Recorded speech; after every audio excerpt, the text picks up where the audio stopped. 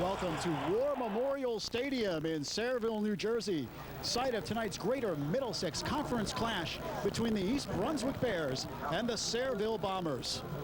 Hello again, everyone. I'm Lou Brogno. Glad you could join us for the TCI-TKR New Jersey High School Football Game of the Week, a game between two of the GMC's more bitter rivals, East Brunswick and Sayreville.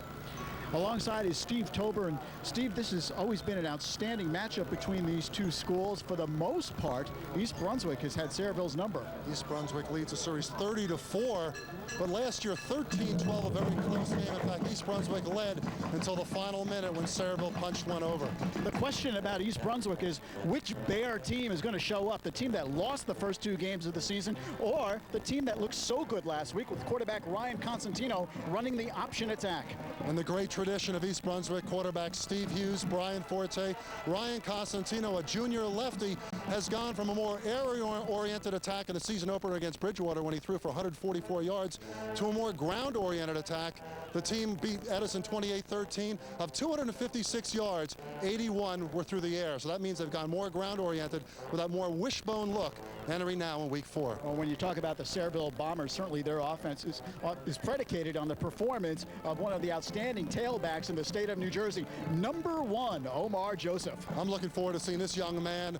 4.3 speed in the 40, had 15 touchdowns, more than 1,000 yards last year, already 5 TDs, including 3 against Bishop Boy last week. He's a young man who's been hobbled by injuries, but certainly the most exciting player on the field tonight. All right, it's a beautiful night for high school football here in central New Jersey, and we will return with more pregame activities and, of course, the opening kickoff of tonight's game between East Brunswick and Sayreville. You're watching the New Jersey High School Football Game of the Week on TCI-TKR Sports.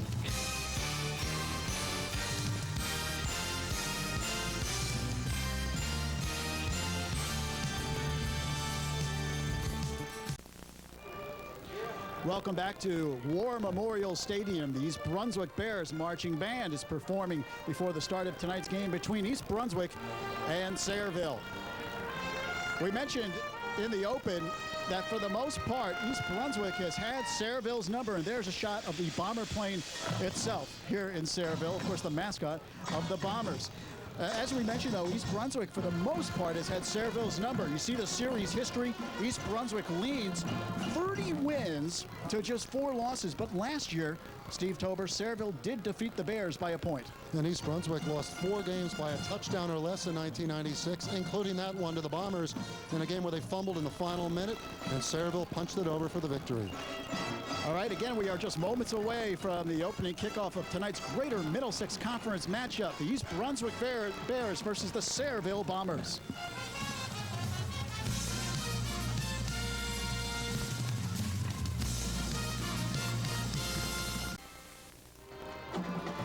Back at Sayreville's War Memorial Stadium, where the big crowd is filing in. They love their high school football here in Sayreville. The Bombers at 2-1 heading into tonight's game, and the East Brunswick Bears, as you can see, the Bombers are after the Bears this evening. East Brunswick comes in at 1-2. Steve Tober, what do the Bears have to do to win this football game?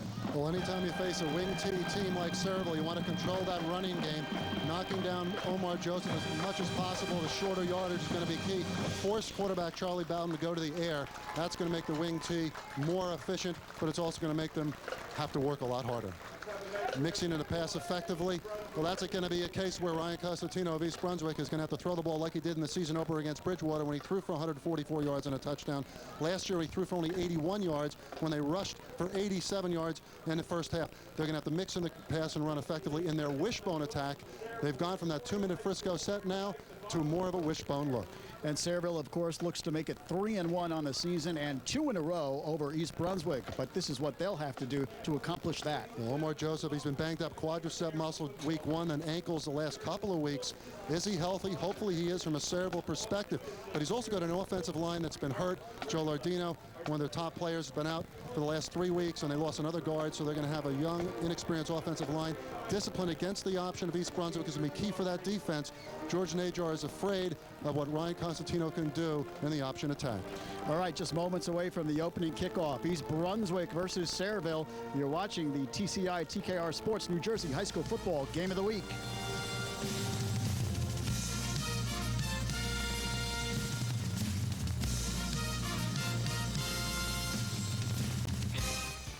Back to War Memorial Stadium.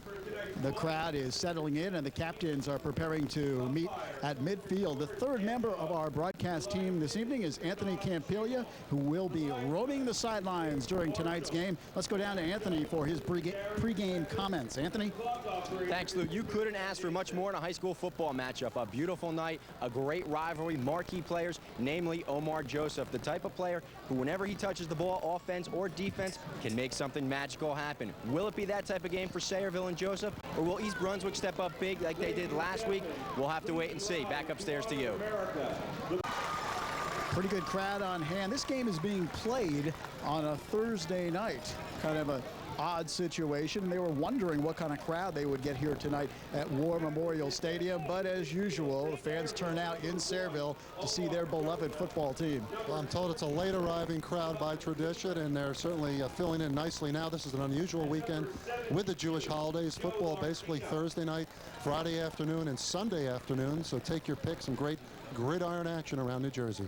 The captains are at midfield. Sayreville is in their home blue uniforms, the blue jerseys, blue pants, and the silver helmets. And East Brunswick in their road whites, the white jerseys, white helmets with green numerals, and the green pants. The captains for Sayreville, number 23, John Newber, Omar Joseph, number 1, and Joe Lardino, number 72. And you see Lardino out there with the crutches, and that, of course, is a huge loss for the Sayreville football team. And according to Coach George Najar, Lardino is due to the doctor on October 20th, which will be preceding Week 6 against North Brunswick on the 24th. They hope to have the big tackle back by Week 6. East Brunswick at 1-2 on the year, very uncharacteristic of this East Brunswick program. Last year, they went 3-6. That's the most losses ever for East Brunswick. However, we should mention that 2 losses were by 1 point, and overall 4 losses by less than a touchdown. So, Steve, they were very competitive despite that 3-6 record. And they also had 1 loss in overtime. It was a record that certainly could have been 6-3 instead of 3-6. And Marcus Borden thinks this young club can make progress with Ryan Cosentino going from the air bear offense to the bare bone, that air-oriented attack, that Frisco 2-minute set, now to more of a wishbone look. It's going to be an interesting change over here for East Brunswick. Sayreville certainly scouted them well. They know what to expect. East Brunswick has won the toss, and the Bears have elected to receive. Here's a look at tonight's officials calling this Greater Middlesex Conference game. The referee is Jim Beamish. George Angelo is the umpire. Dick Marshall, the linesman. Don Schabel is the line judge, and Darren Patrick is the back judge. You know, it's always interesting, Lou, when you mix in red versus white division teams, and the big division being the red, and the crossovers of Woodbridge and Sayreville moving over into the small division last year. Then you look at it, the white was 14-3 against the red, so that small division, a smaller white, certainly did extremely well last year, especially when you throw in the 4-0 of Sayreville and Woodbridge. East Brunswick sends back their deep receivers. Brian Merrigan is number 86 and Adam Petty, number 9. They stand inside the 5-yard line. The Bombers will kick left to right on your screen, teeing it up at the 40-yard line. John Bell, number 37. Sayreville coming off a big win last week against Bishop R, a game which the Bombers thoroughly dominated. Bishop R came in 2-0, but it was all Sayreville. Omar Joseph exploding for 2 touchdowns in the second quarter within a 5-minute span. And we'll see what kind of health he's in tonight. He had the quadricep muscle, was bothering him week 1, and then the ankle the last couple of weeks, but he appears ready to go.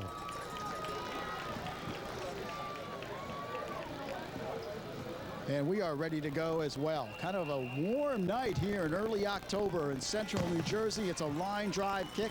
Then Merrigan takes it to 5. He's to the 10, the 15, 20, gets a block and goes up the gut across the 35-yard line. And that's where East Brunswick will put it in play. The Bears' offensive line starts with their center, Tom Crail. 5'9", 250, a senior. Mike McManus and Keith Mahoney are the guards. Chris Gamboa is 6'3", 283, the left tackle, and Brian Monetta, the right tackle. Anthony Alexander, who moved from tackle to tight end, starts. He's a 6-foot senior. Adam Petty and Brian Merrigan are the receivers. Russ Liotta and Chris Hurley get the start in the backfield behind quarterback Ryan Constantino, a 6'2", 192-pound junior. And on the option, they run it up the middle. Not a whole lot of yardage there. Short pickup. And it will be 2nd down and 9. Chris Hurley carried the football. The Sayreville defense, and it's an excellent defensive unit. Lenny Carter and freshman Brandon Hoyt at the defensive end positions. Rich Hedden and Stephen Wands are the tackles. Ira Gilmore was supposed to start at linebacker, and he will not start tonight. Dave Gangadol and Vinny Picaro. Omar Joseph and Antoine Simmons are the corners, and John Bell and John Newberg are the safeties for the Bombers. Here's the handoff again, right up the gut. Very tough to run against that Sayreville defense up the middle. And the Bears find it tough going. It brings up a 3rd down and about 6. And we'll see if Marcus Borden goes to the air with Ryan Constantino for his first pass attempt here tonight. Trying to show some things in the option with the 1-back sets there, and they're going to mix in some 3-back set. A lot of combinations for the East Brunswick offense. Ball marked at the 39-yard line. On a 3rd and 6, Brian Merrigan comes wide to the left. Constantino looks over the Sayreville D. A lot of movement. Now they hand it off on an inside handoff. And up the middle, Brad Pleasant. He's ahead of the field at the 30 and brought down deep in Sayreville territory at the 25. An excellent call by East Brunswick. And Pleasant, showing great speed, got ahead of the field. And some excellent trap blocking by the guards, opening up that little inside handoff. Almost like a wing T play there on the inside handoff to the left halfback. You'll see it right here. Tremendous pull there by the left side of the line, creating that hole inside. And number 20, Pleasant, just cuts up the gut, picks up some big yardage. A beautifully conceived play by Marcus Borden's Bears. Vinny Picaro made the tackle, and he saved a touchdown. 1st down 10 for the Bears. Handoff goes up the middle. Again, it is tough sledding in there, down to about the 23-yard line. So Marcus has showed us a lot with this. Showed us a wishbone just there. A 1-back set before. A little wing T scheme thrown in on a great run by Pleasant. So Borden mixing it up really nicely so far, Lou. You got to like this opening drive by East Brunswick. Marcus Borden, the head coach at East Brunswick in his 15th season, 84-52-1. He's made 6 playoff appearances, and he is East Brunswick's all-time winningest coach. And there's our buddies, the TKR gang here in Sayreville. They are always ready to go and ready to roll when the cameras come to Sayreville. 2nd down and 8. Ball marked at the 23. Constantino looks to throw, gets away from the pressure, fires end zone. No, actually at the 4-yard line. And it is caught complete by Adam Petty. It is confusing, Lou, because the way the dark blue end zone throws you off, but it was a beautiful pass on the left flat, thrown to Petty. Constantino with a couple of excellent receivers, and that time he found number 9, Adam Petty, the 5'10", 148-pound senior wideout, and another nice pass. When you saw Constantino's outstanding arm there, he missed all of 1996 with a broken collarbone, but really impressed in the Rutgers Shootout Quarterback School and came into this season highly touted. East Brunswick has a 1st down and goal at the 4-yard line. They come up in that E-bone or wishbone offense, if you'd like to call it that. Constantino fumble! Ball is loose, but East Brunswick does recover at the 9-yard line. Almost a disastrous play for the Bears. Brad Pleasant made the fumble recovery. Steve Wands, a 6'2", 300-pound junior defensive tackle, number 74, seemed to get a hand in on Constantino. Constantino should have put that ball a little tighter to his belly instead of almost causing a turnover there. And you don't want to mess up this Great drive so far for the Bears. Very impressive on this opening march. George Najar, you just saw a shot of him on the sidelines, a little concerned here in the early moments of the game. 3 minutes gone by, and East Brunswick has a second down and goal at the 9. They hand it off tackle, and again it is Brad Pleasant on the carry, and he's down to about the 7-yard line. And Lou, this is exactly what East Brunswick wants to do. Eat up some clock on an opening drive, keep their defense fresh off the field to get ready for that wing tee of Sayreville. And here they're just trying to punch it over for 6. In the red zone now, you want to execute at crunch time. It'll be 3rd down and goal at about the 7-yard line. Constantino brings the Bears up. He sends Merrigan wide to the left. Split backs behind the lefty quarterback. Looks over the Sayreville D. Penalty flag flies. Here's the pitch to Pleasant. Turns the corner, and he is knocked out at about the 1-yard line. But again, there is a flag on the play. It is against the Bears. We'll see what they mark off. Well, East Brunswick with a very impressive drive here. Movement against the Bears. Their initial drive of the ball game, but they are their own worst enemy. A fumble, which they lost some yardage, and then the penalty hurts as well. Well, this is a young offense for East Brunswick. They threw this wishbone in last week, had great success against Edison, but you're going to have some problems coordinating your timing at the line of scrimmage. That time, someone moved up front and nullifies a nice gain inside the 5. And East Brunswick, though, I wouldn't be surprised if they go to the air here with Constantino. John Newber, the captain, talking to the referee. And they will march off 5 against the Bears. The illegal procedure, the call. 7:57 remaining here in the first quarter. No score between East Brunswick and Sayreville. The Bears on the initial possession of the ball game. One setback behind Ryan Constantino. He has receiver split left and right. Now man in motion is Pleasant. Constantino looks. Now he fires end zone, incomplete. Intended for Merrigan on a timing pattern in the corner. Very good coverage, though, offered by Yazid Jackson, a backup left corner. Great coverage by Jackson. Really a nicely thrown ball by Constantino. We'll take a look once again. Better to overthrow the receiver than underthrow, especially when you have tight defensive in the corners, as Jackson would. That's a pretty well thrown ball. A little outstretched, but a decently thrown ball in that corner of the end zone. It brings up 4th down, and East Brunswick will attempt a field goal. Constantino will hold, and in to kick for the Bears, Chris Yanazzo, number 82. It's a 30-yard attempt. The kick is up.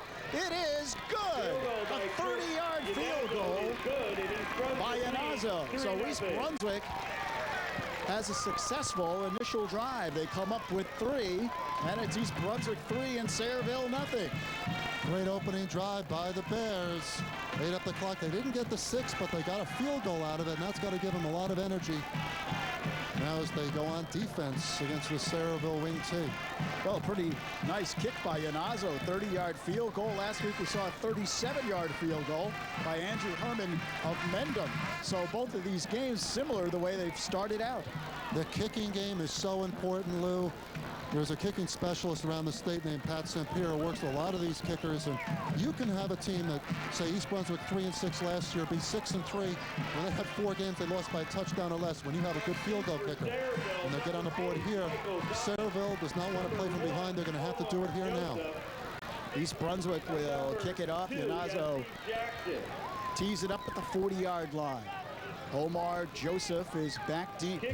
He stands at the 15-yard line. He's flanked by Michael Thomas and Yazid Jackson. Dangerous kick returners for the Bombers.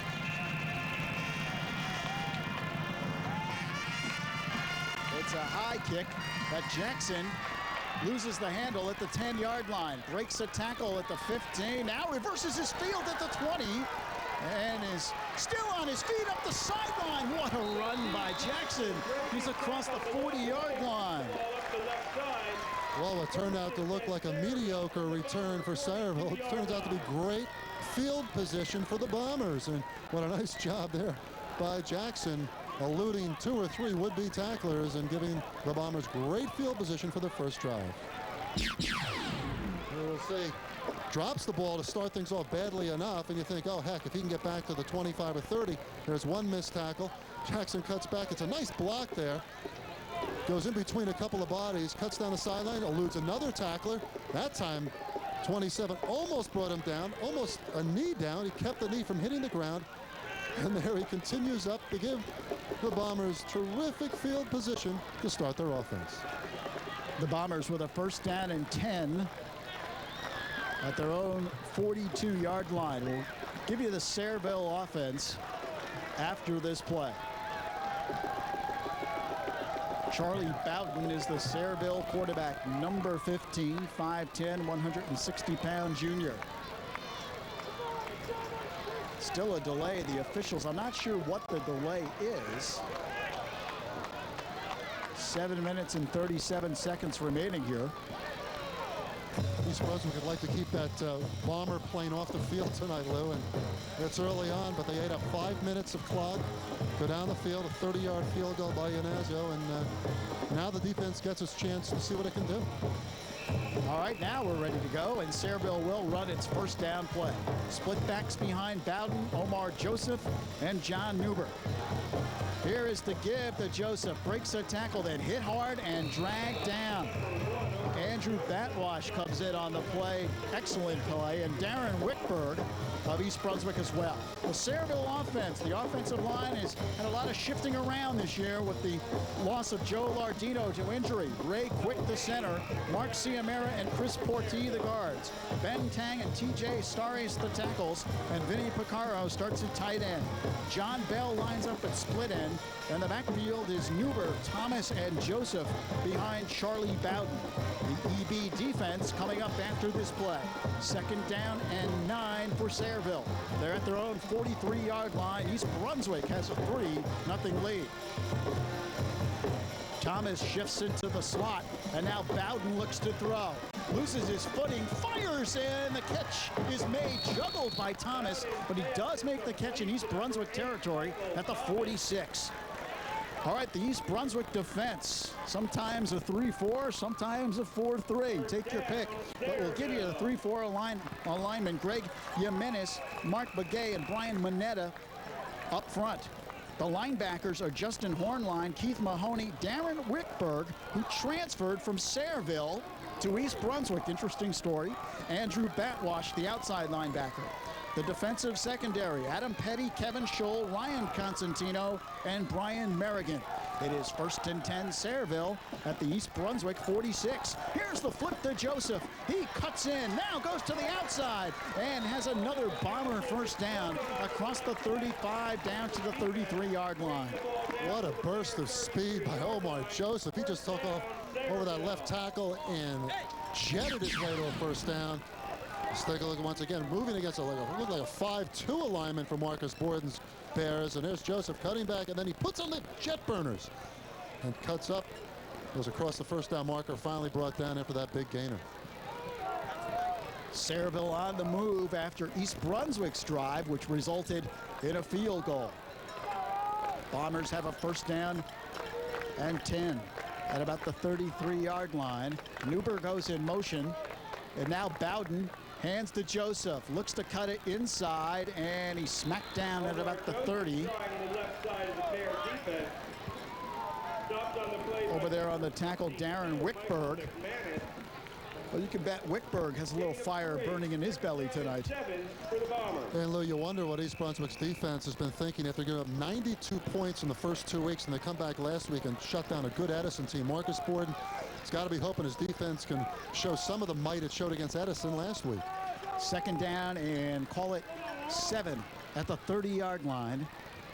Newber again goes in motion. They fake the handoff to him. Bowden gets away from one tackler, fires, and it is nearly intercepted down at the 20-yard line. Sayreville fans wanted interference, but no flag was thrown. Bowden did a good job to get rid of the ball. Yeah, I think that was a broken play, and also he was lucky that it wasn't intercepted.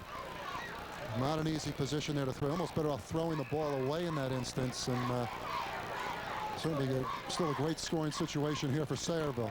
Pass was intended for the tight end, Lenny Carter.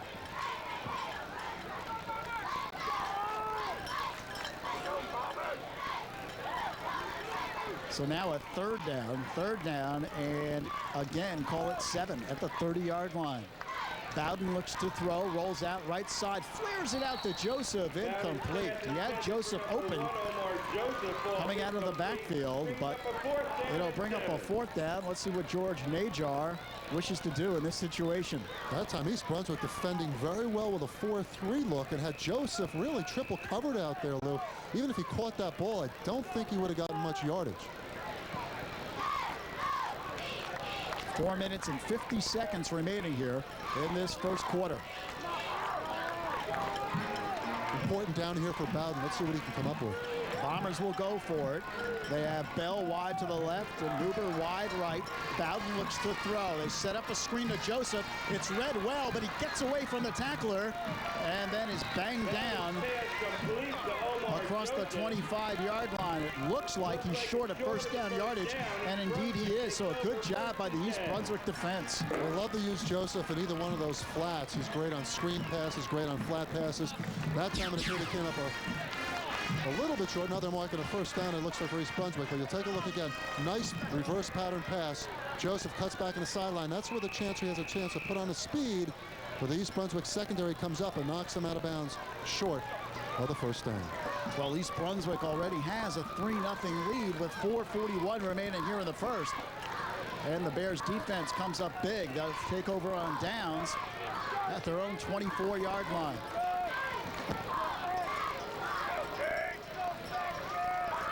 Constantino sends a man in motion. They run the option, and the give is on the inside. Pretty good pickup on first down. Might have picked up about 5 or 6 running the football. Russ Liotta, 5'7", 160-pound senior. And 5 for the Bears. Next week, we'll be back up in Morris County, Iron Hills Conference. Morristown and Roxbury. Roxbury off to a pretty good start, Steve Toper. They're 2-0. They got a tough game this week against West Morris, and Morristown meets a very good Seton Hall prep team, but it should be a very competitive football game in the bigger division of the Iron Hills. That's next week on TCI, TKR Sports, New Jersey High School Football Game of the Week. Movement by East Brunswick, and was there ever movement? It certainly was. You have to be happy from an East Brunswick standpoint. Sayreville had great field position on that drive. They started from their own 42. They moved to the East Brunswick 15, but only used up about 3 minutes. That means that Marcus Borden got his defense off the field. That's his goal tonight, to keep the defense off the field as much as possible. Let's take a look at the movement by the East Brunswick right side.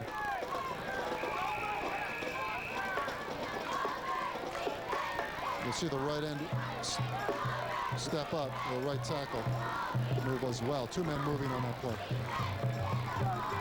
Second down and about 9 for the Bears. Come up in the wishbone offense. One wide receiver to the left. Handoff up the middle, nothing doing. Good defensive play. Frank Terzino, the defensive tackle, made the play. Brad Pleasant carried the football for the Bears. Pickup of a yard. 3rd and 8 for East Brunswick. Ball at the 26-yard line. 3:15 remaining, first quarter. 3-0 East Brunswick. And with Joe Lardino still sidelined, the big 6'5", 315-pound two-way tackle, Sayreville's going to rely on some of those smaller people to come up with big hits.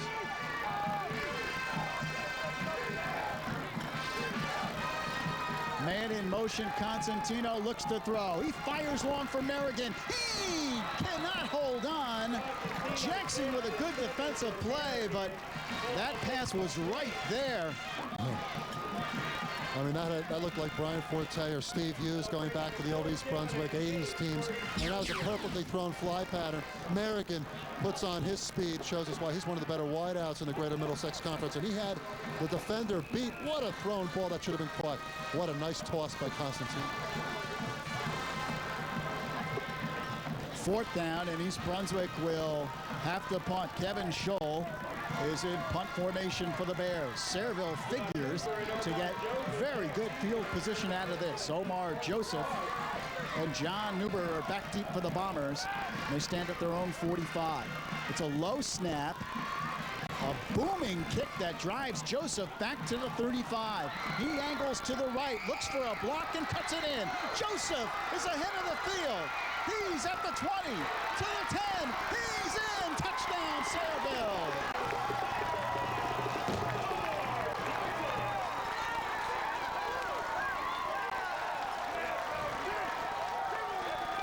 About 63 yards on that punt return for Omar Joseph. Well, we saw the electrifying talents of Omar Joseph, where he takes it back at about the 37-yard line, looks for his blockers upfield, makes one nice cut move inside. What a great move. Now, that's a great slashy move by a Division I-A talent. Turns on the burners, has blockers downfield. Now he makes a decision to head to the sideline, and he just outruns the last defender to the end zone. John Bell is in to kick the extra point. Snap is good. Kick is up. It is good. 2:35 remaining first quarter. Sayreville 7 and East Brunswick 3. You saw the explosiveness of Omar Joseph. Last year, 15 touchdowns, over 1,080 yards of total offense. And you mentioned he's a Division I prospect. Let's go down to the sidelines to Anthony Campilia. Anthony? Well, Lou, I said it in the pregame. Whether he touches the ball on offense or defense, he can make something happen. I forgot about special teams. And I tell you what, if he has one bum ankle, give me two just like it. That speed is just unbelievable. He has totally shifted the momentum in this game right here. Back up to you. All right, Anthony, the 6th touchdown of the year for Omar Joseph. And there he is talking to the coaches up above.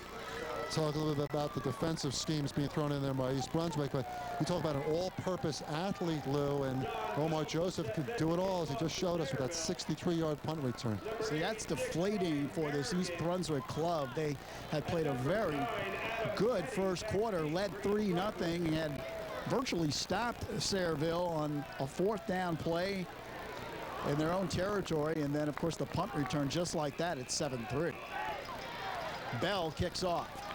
Line drive kick. Merrigan at the 5, to the 10, the 20. Gets a block, and a pretty good return by Merrigan. He's across the 35-yard line, so East Brunswick will put it in play there. Well, from an East Brunswick perspective, you got to see whether they're deflated now by that Joseph return, or whether the offense can show us the precision they had on their first drive and the potential they had in their second drive, because that toss by Costantino to Merrigan was just off the fingertips of Merrigan, who should have probably caught the ball in the last drive, set up that punt situation. Let's see what East Brunswick can do. So far in the first 2 series, fairly impressive. Bears come up to the line of scrimmage trailing for the first time tonight. 7-3 Sayreville. Receiver splits out to the right side. That's Adam Petty. Constantino gives up the middle, and dragging a couple of tacklers with him is Russ Liotta. He picks up about 5. It'll bring up the second, call it 2nd down and 6, a 4-yard pickup. Trying to keep that Sayreville defense honest with the fullback belly series going to Russ Liotta. Marcus Borden wants to mix in Liotta, and the halfbacks Hurley and Pleasant to make Sayreville wary of that ground game to offset some pressure on the quarterback Constantino. Ball sits just shy of the 40-yard line.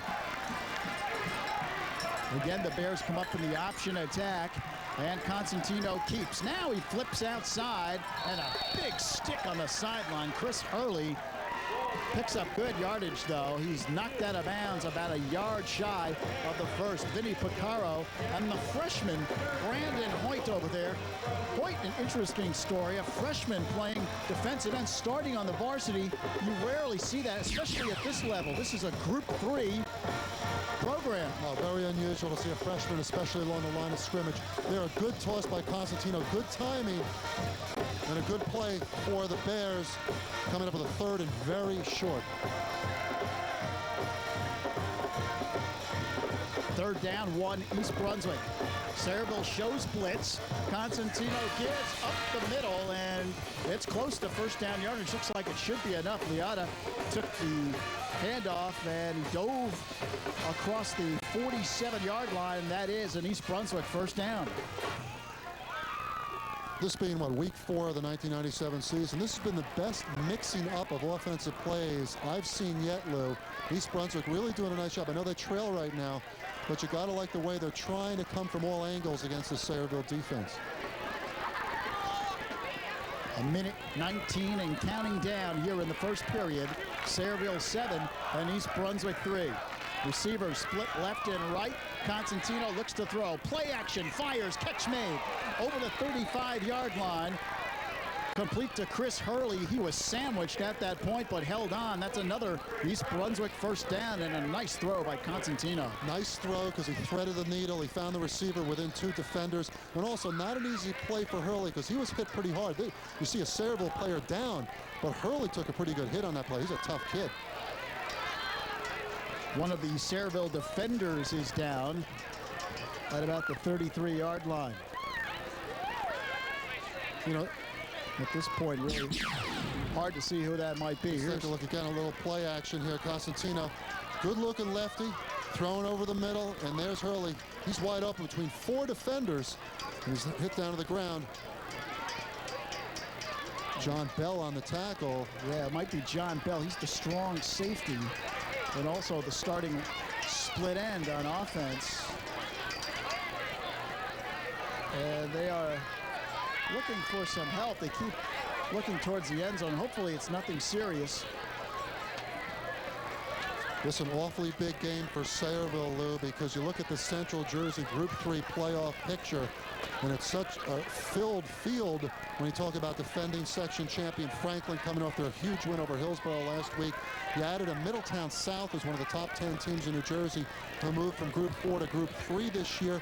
Then you throw in 2 short teams like Long Branch and Red Bank. Sayreville cannot afford a loss the rest of the way.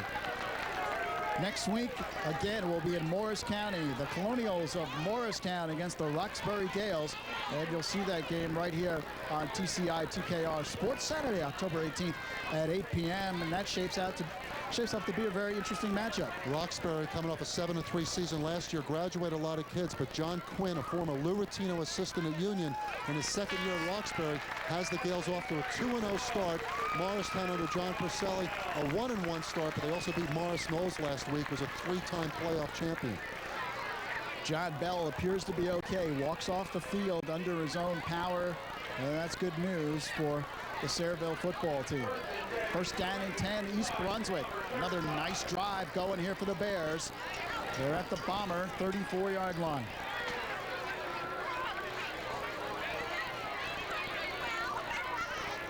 Constantino looks to throw. Now he fires long to Merrigan. Double teamed, and now a penalty flag flies. And that will be interference against Sayreville. Antwine Simmons, the right corner, on the coverage, and Omar Joseph over there as well.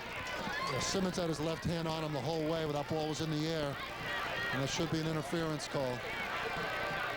And it is pass interference. That'll be another first down for East Brunswick. Well, you look at this Bear football team in the first quarter, and you have to wonder how they could lose to Bridgewater, get blasted in the first game of the season, and then get totally annihilated by J.P. Stevens in the second. Doesn't seem possible. I mean, you see they gave up 62 points at J.P. Stevens 2 weeks ago. That team at Sayreville beat 24-14. I think it's a completely different East Brunswick team. I mean, they showed it last week beating the 2-0 Edison team 28-13. They come out tonight. This is their 3rd drive. They've been impressive on all 3 drives. I know the second one went for an incomplete pass, but that incomplete pass could have been a 40-yard gain. Here they got a first down now, and they're marching in up in the 19-20-yard line. First and 10 at the 19. 41 seconds remaining in the first. Sayreville 7 and East Brunswick 3. Constantino, the lefty quarterback. On the option, they give it up the middle, and a pretty good surge by the East Brunswick offensive line. They push all the way down near the 15-yard line. Again, it is Russ Liotta on the carry. Liotta's been their tough yardage back so far, the fullback, keeping that Sayreville defense honest. And that's, anytime you get 5 yards from your fullback, that certainly bodes well for your offense. Second down and 6. Ball is at about the 16-yard line. Another time-consuming drive also for the Bears. And that's the end of the first quarter. We played one at War Memorial Stadium in Sayreville. It is Sayreville 7 and East Brunswick 3.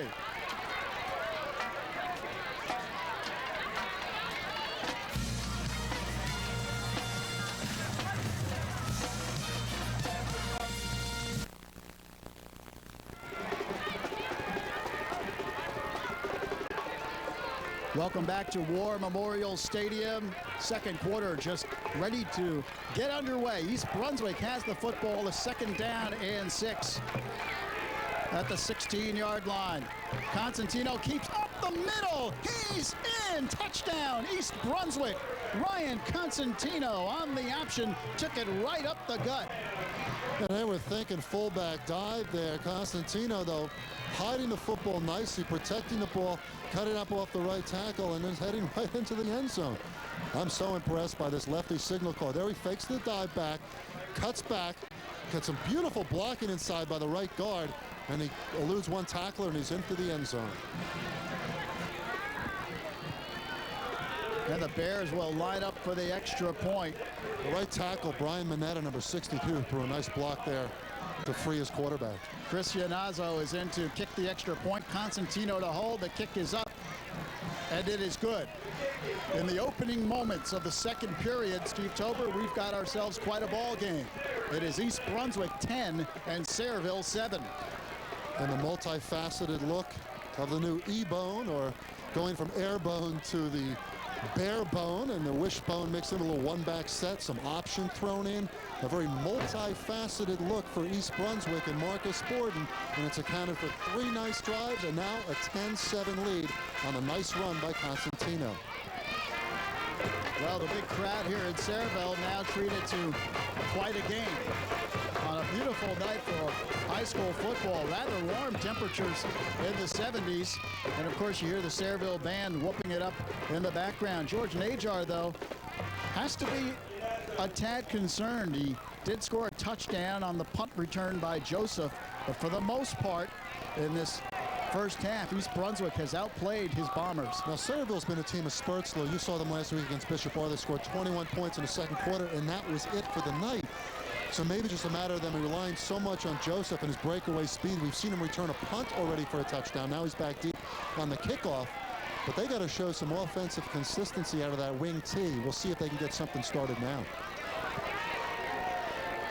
All right, Kevin Scholl will kick it off, and of course the very dangerous Joseph stands back at the 10-yard line, flanked by Thomas and Jackson. It's a squib kick. They don't want Joseph to have any part of it.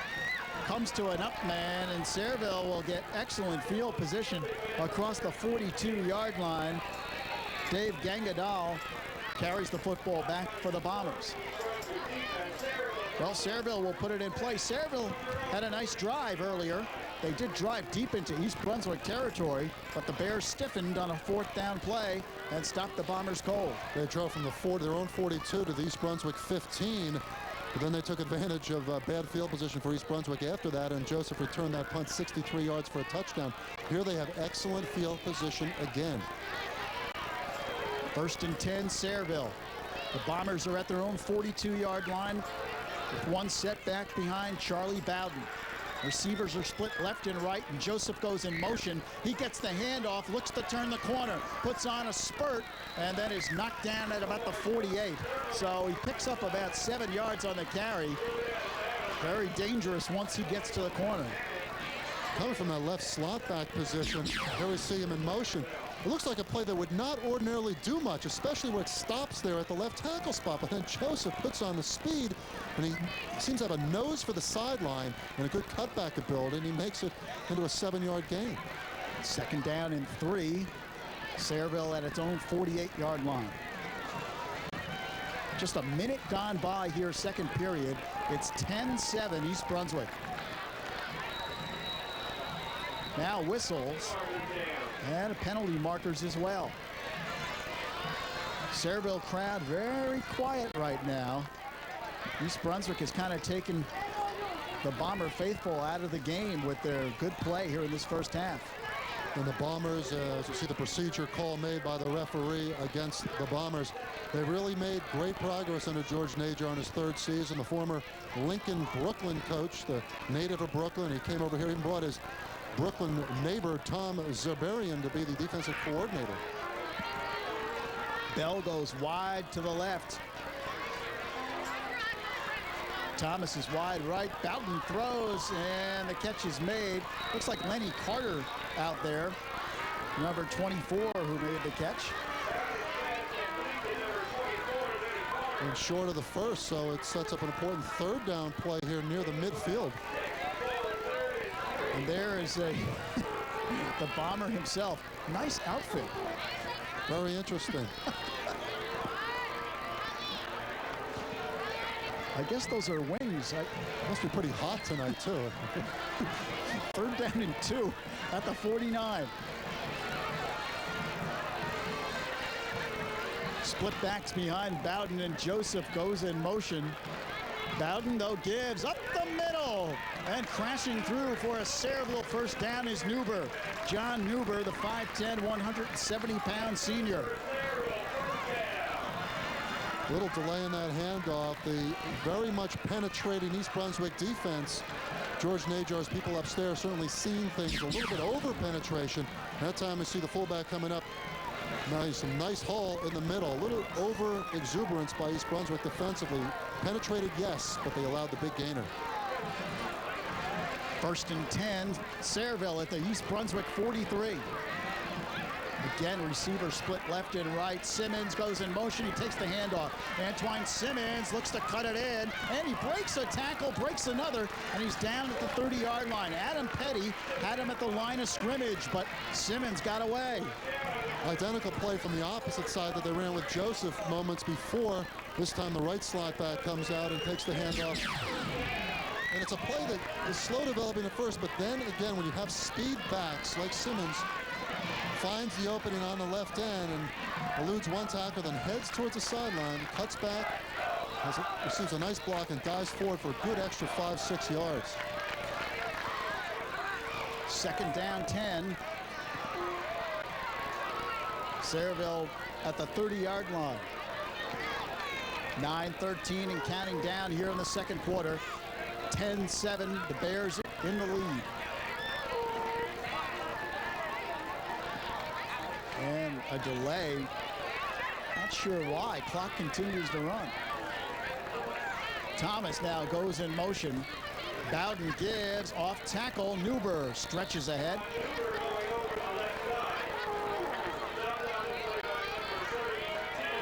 And now it is second down and 8. Pickup of about 2. And you see the Bombers sideline and some linemen being talked to there. Right now, East Brunswick is sending everybody. They have 8 men up front. They're thinking run, run, run. So far, Sayreville on this drive has been able to execute out of their wing tee and pick up some nice yardage.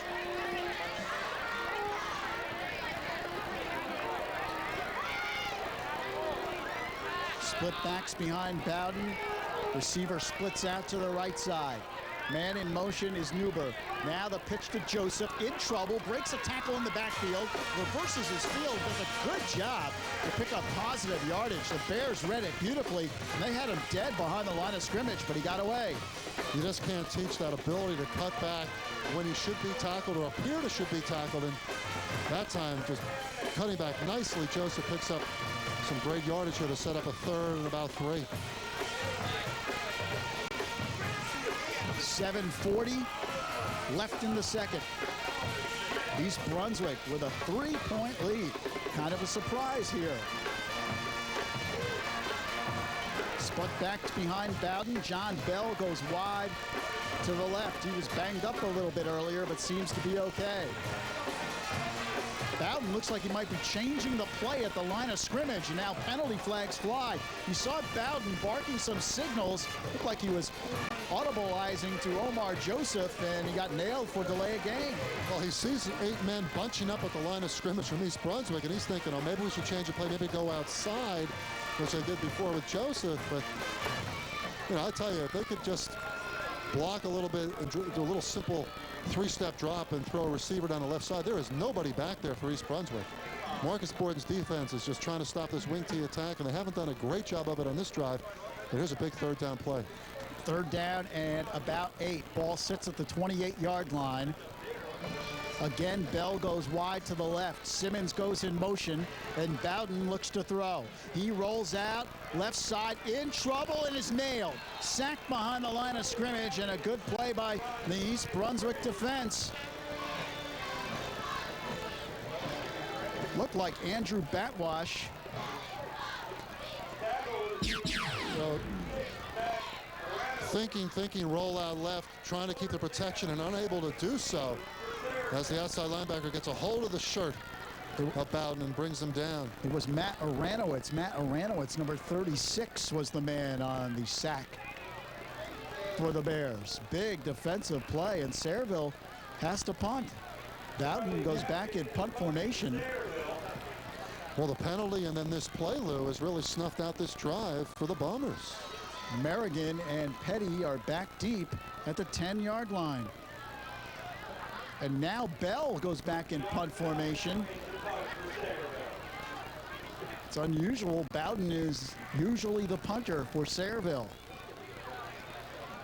And now we play a little field position here, Lou, because it would appear, unless this ball goes in the end zone, which it very possibly could from this point, East Brunswick's going to have their backs to the wall. It's a good snap. Bell lets it fly, tries to pooch it towards the corner, bounces at the 20 and inside the 15. So East Brunswick will start deep in their own territory as Bell goes for the coffin corner kick. I think a good alternative there, because if you kick it straight ahead, there's always a danger of it going in the end zone. There is Marcus Borden.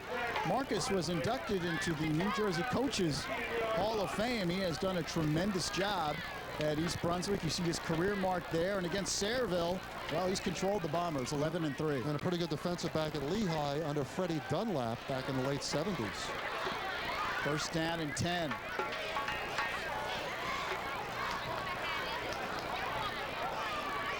Borden also coached at Bethlehem Catholic as an assistant coach. I believe he was the defensive coordinator there before he came over to East Brunswick. That's great football country out there.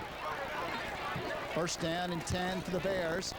And on the option, Constantino keeps. He runs up the middle, nearly runs into an official, but looks like he has another East Brunswick first down. Right now, East Brunswick has found something on the option with the quarterback keeping up the middle. A similar play to the touchdown run. Fake the fullback belly and then go off left tackle on the option. And Constantino has good speed, the junior quarterback, and a nice first down pickup there. At the 27-yard line, it's a first down for the Bears. Just under 6 minutes left, second quarter. 10-7, East Brunswick. Bears coming in at 1-2 on the season. Give up the middle and ahead of the field. It's Leota, and he has an East Brunswick first down across the 45. You know, that's why I like this East Brunswick offense so far tonight. They used the fullback Leota earlier to make Constantino free on those quarterback off tackle option plays. Here they come back to Leota, they go with the fullback belly series, and he finds a quick opener up the left tackle and picks up big yardage. Great mixing of your offense. Marcus Borden's offense coordinator doing a great job right now. First and 10 for the Bears at the 45-yard line. One receiver splits out to the right side, but on the option, Constantino keeps. He's up the sideline and is ridden out of bounds at the 35-yard line of Sayreville. Right now, East Brunswick has it cranked up in high gear. Yeah, they're really shredding the Sayreville defense, and George Najar is going to obviously have to make some adjustments at halftime, because every East Brunswick drive has been proficient, has been impressive. And right now, a timeout for Sayreville. They got to try to regroup defensively. The Bombers want to talk it over with a first down at the 35-yard line. Gives us an opportunity to tell you that this copyrighted telecast is produced by Telecommunications Incorporated and TKR Cable and is intended for the private, non-commercial use of our audience. Any publication, reproduction, retransmission, or other use of the pictures, descriptions, and accounts of this game without the express written consent of TCI or TKR is prohibited. Let's go down to Anthony Campilia on the sidelines. Anthony. Lou, during the last break in the action, I overheard Sayreville standout tackle Joe Lardino getting into the face of some of the Sayreville linemen, pleading with them, yelling at them to block for their quarterback. Hold on to those blocks and stay strong. We'll have to see when Sayreville gets the ball back if they heed his words. Back up to you. All right, Anthony, and of course the loss of Joe Lardino, a huge loss in more ways than one. No pun intended, huge. It is a big loss in the offensive line. Every Division I school wants him. 6'5", 315. Lardino broke his right foot in the preseason. Is out 4 to 6 weeks. They expect him back October 24th against North Brunswick at the earliest, which is week 6. 5:11 left in the second. East Brunswick with a first down and 10. Give up the middle, fumble. Ball is loose. Still loose at the 29. East Brunswick says they've got it. The officials will try to pry everyone away. No official word yet on the recovery. And indeed, East Brunswick did recover. What a break for the Bears. And again, they went straight up the gut. Got about 6 or 7 yards on the pop. It looked like Mark Bagay, number 24, on the recovery for the Bears. And what a break it is for East Brunswick. Almost seeing their drive snuffed out. Sayreville, on the other hand, almost had their opportunity to stop what has been certainly a Bear Express. Second down and about 4. Ball at the 28. Man goes in motion, and here's the give to Liotta, the fullback this time. Very little yardage. Brandon Hoyt, John Newber on the tackle. Also Stephen Wan. So that time the Bombers stopped the inside run, and it brings up a 3rd and 2. I'll tell you, so far the early returns and going from air bear to bare bone have been very positive for East Brunswick. Not only they move the ball very effectively and get a field goal, get a touchdown. Here they are trying to knock one over before the end of the first half.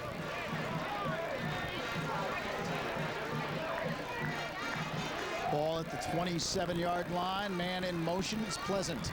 Constantino up the middle, and they hand it off. Liotta on the carry, but very little yardage. Sayreville stuffing it up this time. Now here comes up an interesting call for the Bears on 4th and 1 at the 24-yard line.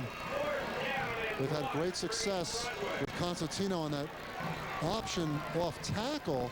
I think that might be a play they might come back to here. I think the Sayreville defense has now caught on to Russ Liotta on the fullback dive series. Let's see what they come up with. The quarterback Constantino certainly has shown us a lot so far. 4th down and a long one. Constantino goes over left tackle on the quarterback sneak, and he appears to have more than enough for the first down. He went over the block of big Chris Gamboa, 6'3", 283, and Mike McManus, the left guard. Yeah, it was a nice job. They kept things very simple, kept it with their number 1 player, though, to get the big first down, and they succeeded. So now EB inside the 25 with a first down and 10, 2:50 remaining.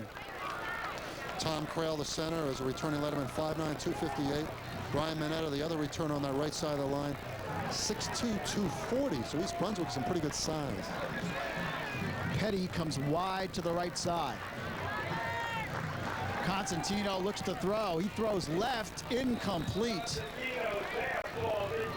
Intended for Chris Hurley down at the goal line, and it brings up 2nd and 10. 2:29 remaining here in the second. There's still plenty of time, Lou, and I wonder if they really need to throw a pass like that on a first down. So I can't criticize the East Brunswick offense because it's been so proficient. They've had a lot of success on the option. They've had pretty good sex with the fullback belly. And there's the incomplete pass to the receiver downfield on first down, but plenty of time here to punch one over.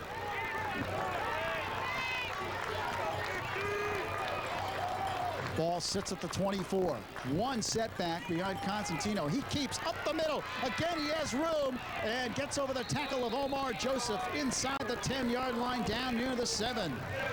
They can't deal with that play, Lou. Keith Mahoney, Brian Mineta providing some fine blocking up there for Constantino. The play he scored the touchdown on earlier. He takes off again.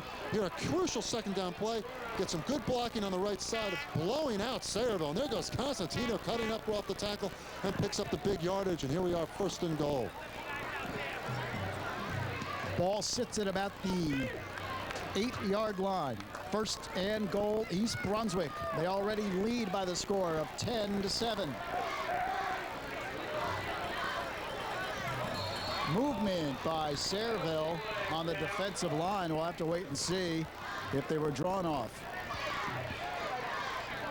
Sayreville trying to get a little more aggressive defensively. They've not been able to solve this wishbone and one-back set mixture attack thrown out by East Brunswick here in the first half. And it is offside against Sayreville. They go half the distance to the goal, and it becomes 1st and goal at the 4. That shows you a little bit of frustration right now on the part of the Bombers.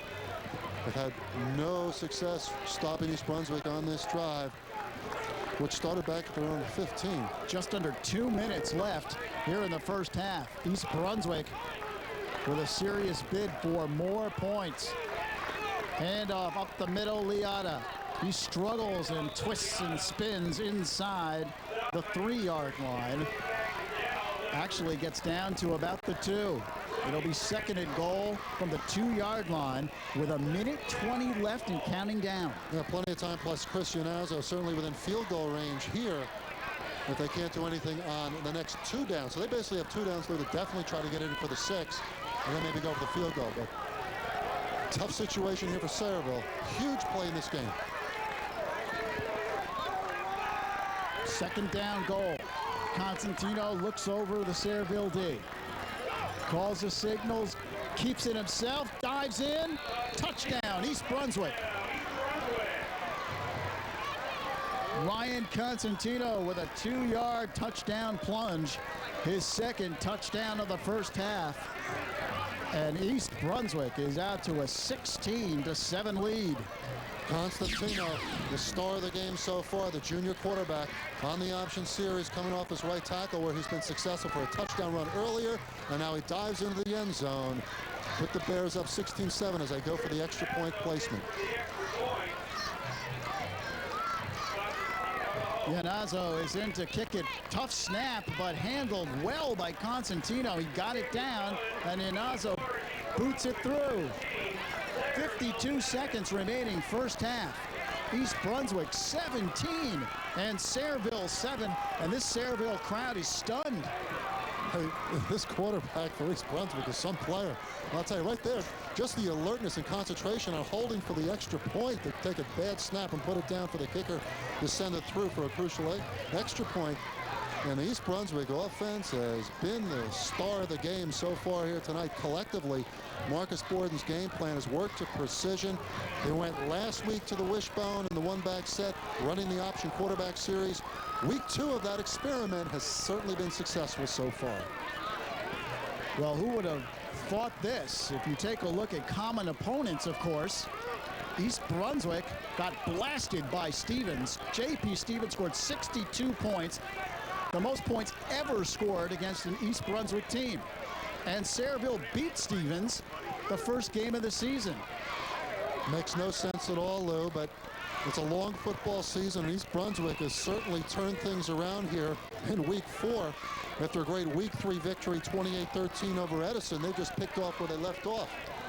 Omar Joseph stands deep at the 15-yard line, and you can bet the Bears want no part of him with less than a minute remaining in the half.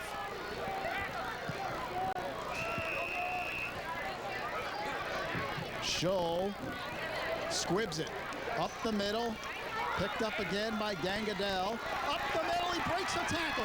He's across the 50 and across the 45 of East Brunswick. Nice run back, and Sayreville is in business. The Bombers have a 1st down and 10 in East Brunswick territory at the 44, and there are 46 seconds remaining in the first half. Sayreville's had nothing but great field position, and it's been created by these short kicks. And Gangadel, who's a pretty quick up man, picking that ball up. In East Brunswick's coverage, they've been overextending themselves on the outside, and there right up the middle is the opening, and Gang Goodell almost broke this one, but finally brought down. Adam Petty made the tackle. First down and 10, Bombers. Bowden looks to throw. He fires long for Bell, and it is incomplete. Down around the 10-yard line. Bell looking for an interference call. The coverage by Adam Petty, the left corner. And George Najar had his arms extended, hoping for an interference call there, but none coming. George Najar in his third year here after a tremendous career at Lincoln or Brooklyn, 1993 city champs, but he's got his Sayreville team here in the GMC fighting for their lives here in the first half with an upset-minded East Brunswick team. You know, you talked about George Najar at Lincoln High in Brooklyn, 13 years there. How about 62 games over 500? Not bad. Not bad at all. And a tremendous program. Split backs behind Bowden. He looks to throw. Quick set, incomplete. Intended for Bell at about the 40-yard line, but he couldn't find the handle. And it brings up third down and 10. Sayreville has had field position. This is certainly a situation where they can go in the flats to Joseph or Bell or Simmons and try to have them use their foot speed. Three-step drop, fire out to the flat. Bell's wide open there, and it's just a matter. A couple times we've seen tonight receivers thinking about what they're going to do before they grab the ball. Bell goes wide to the left. Omar Joseph and Thomas in the slot. One set back behind Bowden on a third down and 10. Bowden looks to throw, rolls out, incomplete. Intended for Thomas, coming out of the backfield. And now on 4th and 10, Sayreville is going to have to punt the ball back to East Brunswick with 31 seconds left. And East Brunswick getting that defense off the field. The one thing with Sayreville's great field position has shortened their drives in terms of the scope of the 100-yard gridiron, and it gets that East Brunswick defense off is what Marcus Borden wants to do. The first 2 weeks of the season, his defense gave up 94 points, and they've come back the last couple of weeks, and now you're talking 20 points in the last game and the game and a half. But Sayreville will not punt, and the Bombers will go on 4th and 10.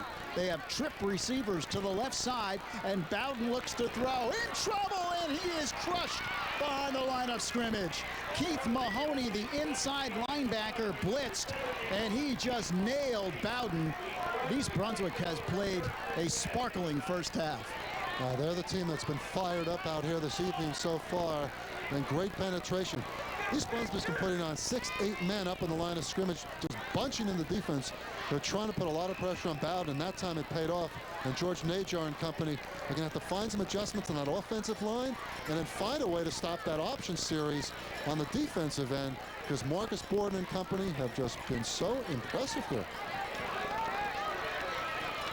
East Brunswick called a timeout. Why not? There's 26 seconds left.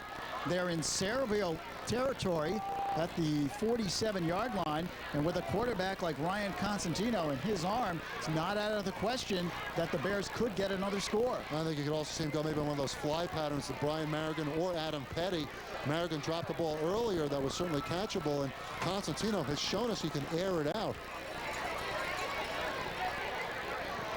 Now you talk about the crossover, Lou, going from white division to red division, and the transplant Sayreville and Woodbridge last year, the red division transplants moving into the white.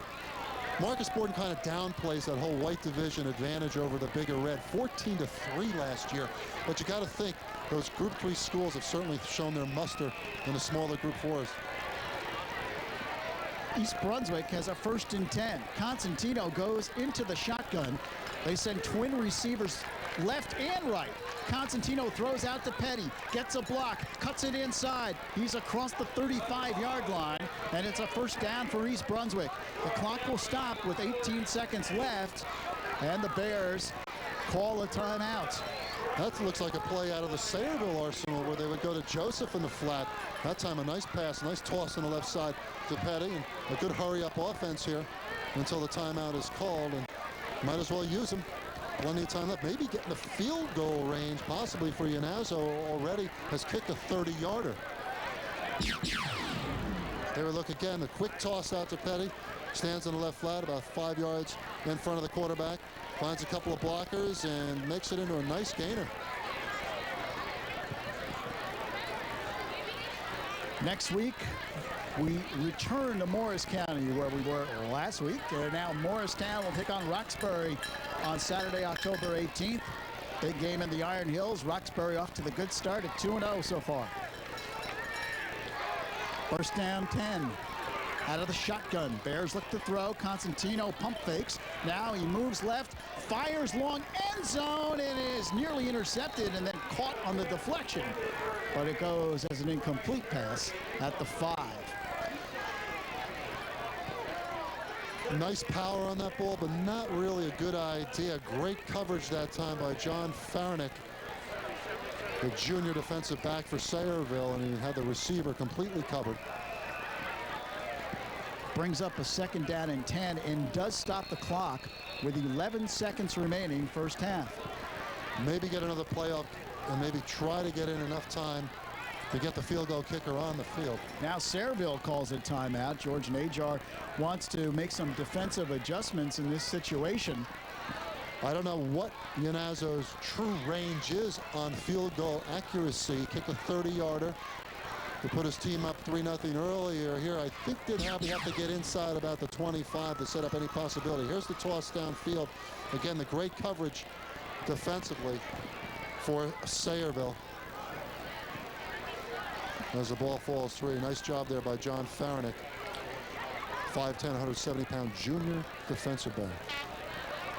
Well, as you can tell in the background, this big crowd at Sayreville, very quiet, kind of sitting back on their hands. Usually they're rip-roaring and ready to go. Very vocal crowd, but East Brunswick has taken them out of the ball game here. The bare bone has quieted down the Bombers.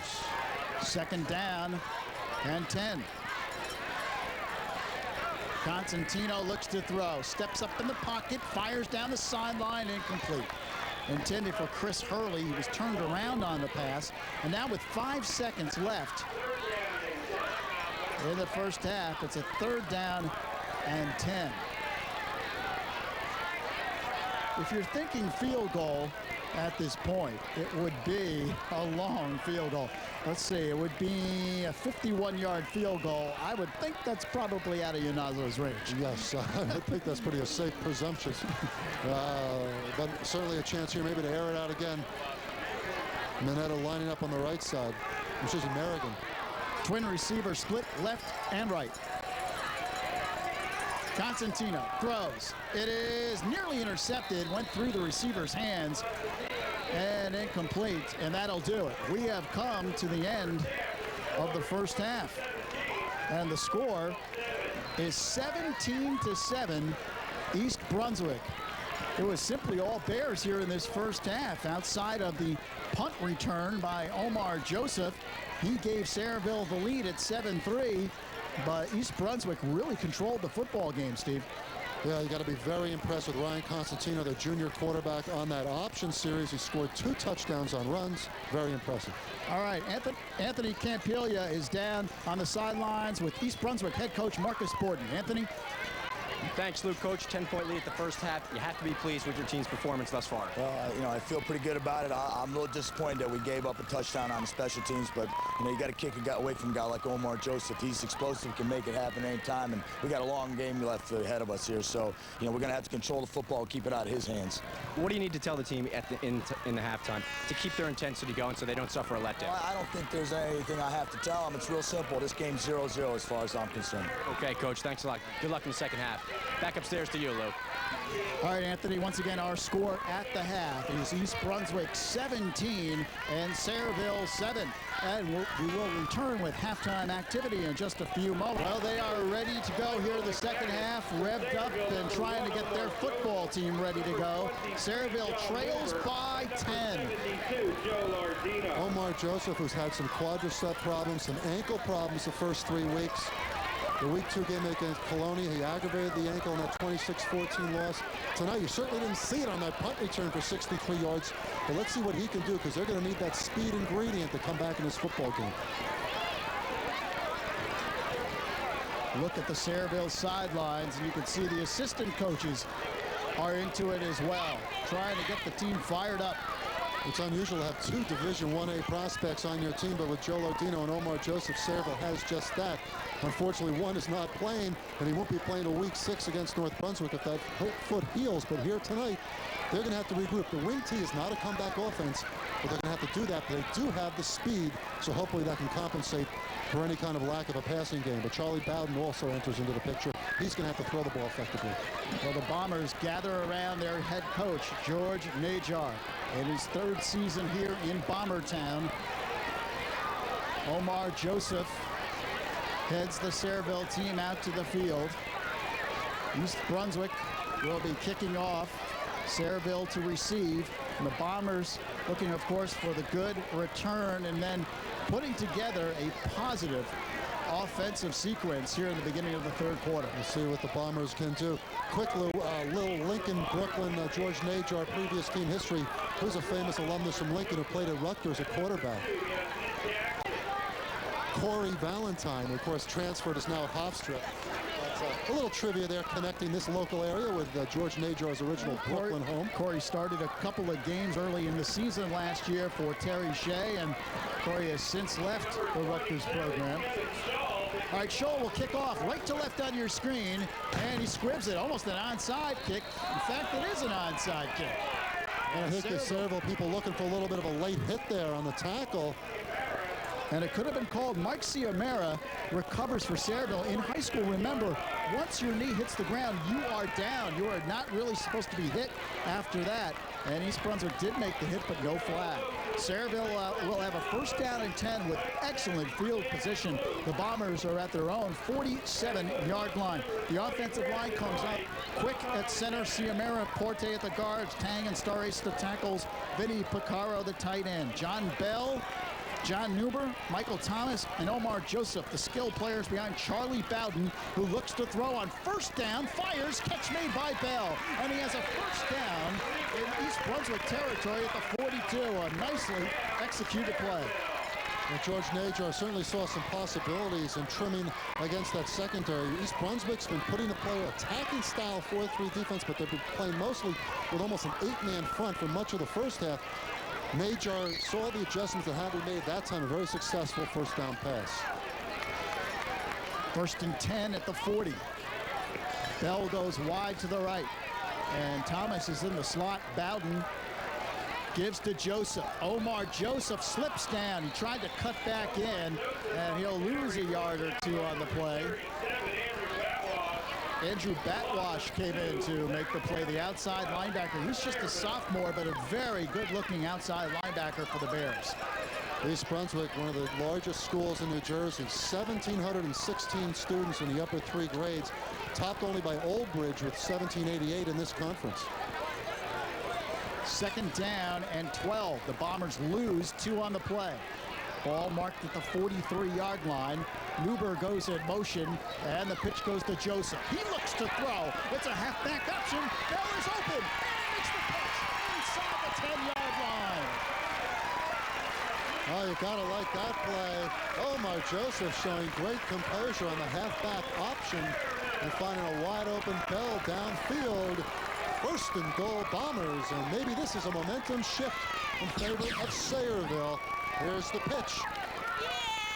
Omar Joseph showing pretty good form on that pass as he fires it downfield to a wide open Bell, who beats the defender and finally brought down at the 9-yard line.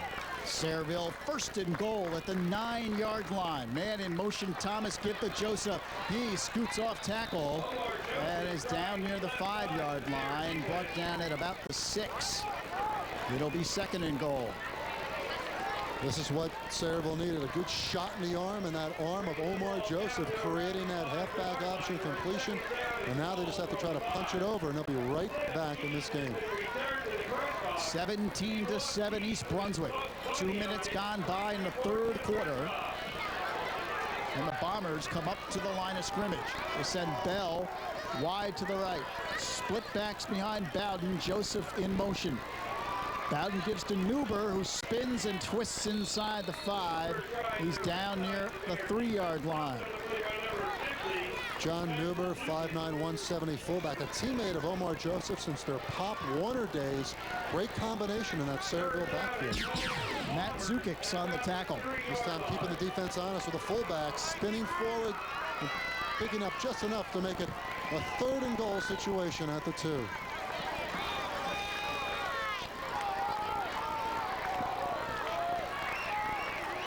Split backs behind Bowden. Sayreville crowd getting into it now with a 3rd down and goal at the 2-yard line.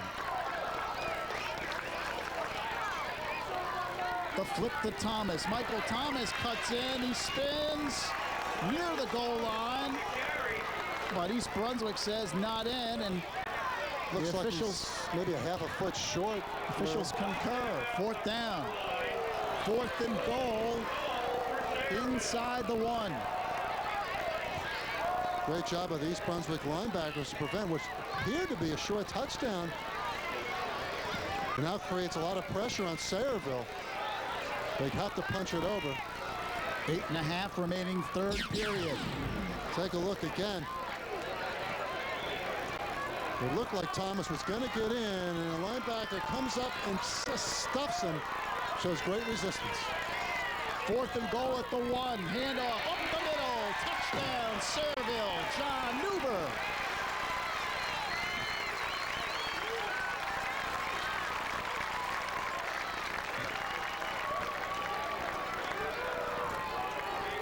Omar Joseph's good buddy taking it in for the touchdown.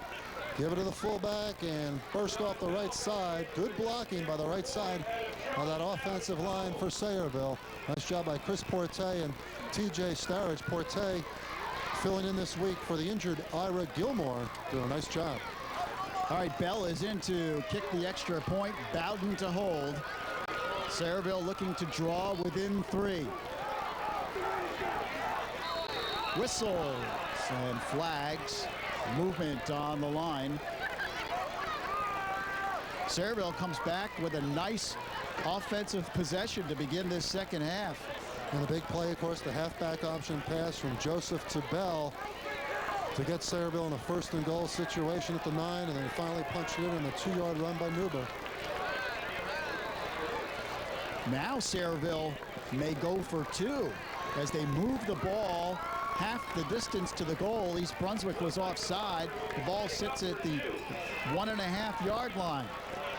Big decision here. It's still early in the 2nd half, but you get the 2 and you can make it a much more easy situation to go ahead with a field goal the next time you get the football. The Bombers line up for 2. Ball sits inside the 2-yard line. Bowden gives. Newber powers over left tackle, and he's in. 2-point conversion is successful.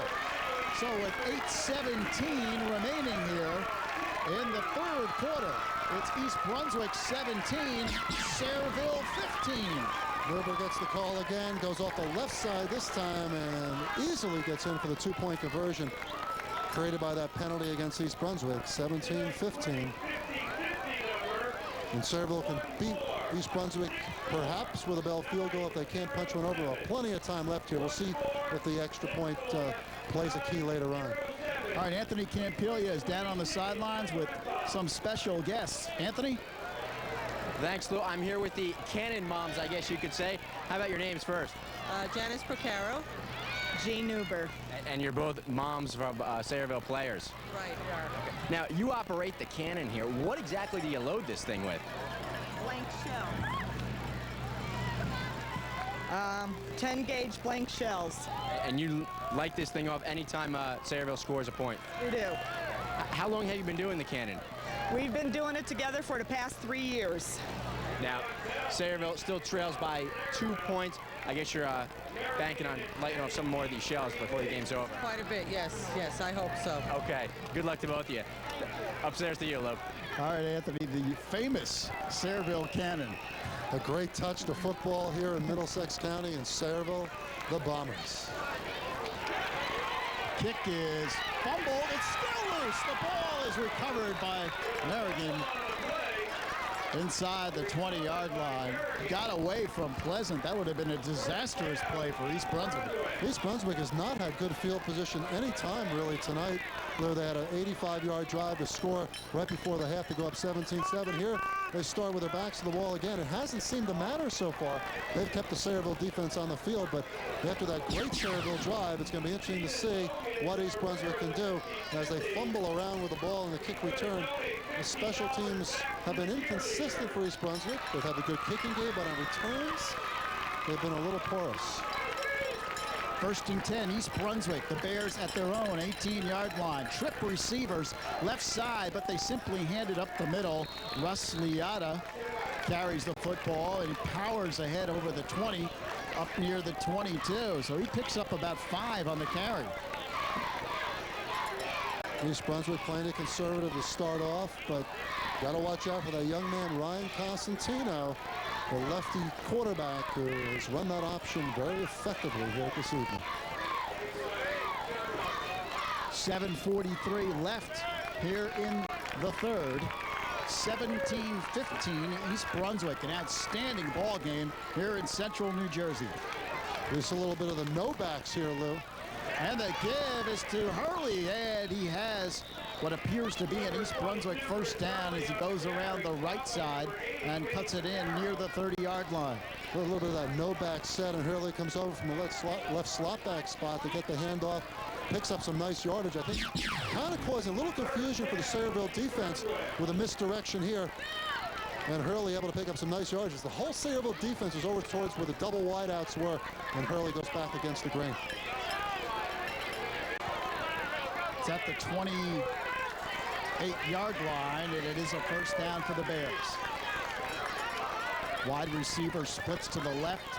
Pleasant goes in motion. Constantino keeps it himself, but this time not much going. Sayreville, which was burned by that play in the first half, well, they stop it this time. Picaro in on the tackle.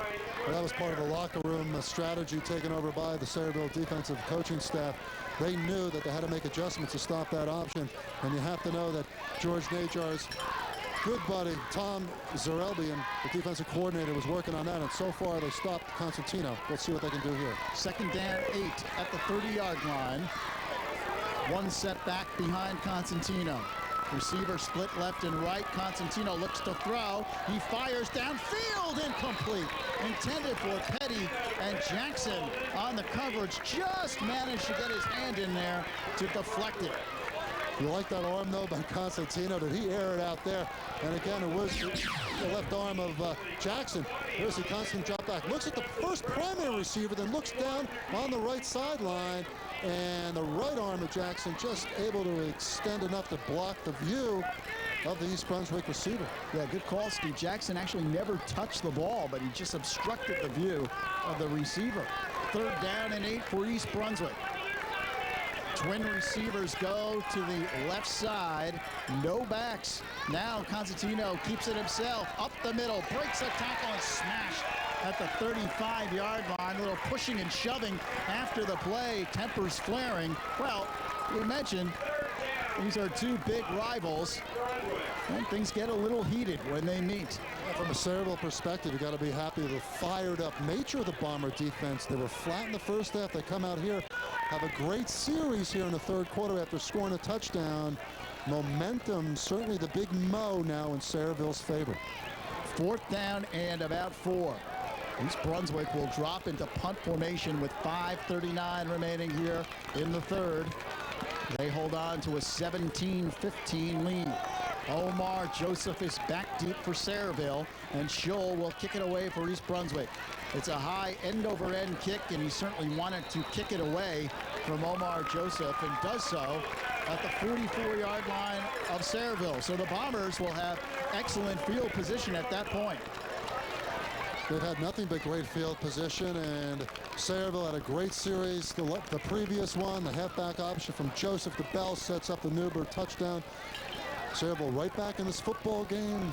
Plenty of time, and East Brunswick now defensively has to come up with a big stand. Next week's game, Morristown versus Roxbury, Saturday, October 18th at 8 p.m. We invite you to join us for that Iron Hills Conference clash. Omar Joseph gets the handoff, cuts it inside, reverses his field, and then is drilled at about the 47. but he did manage to pick up about 3 on the play.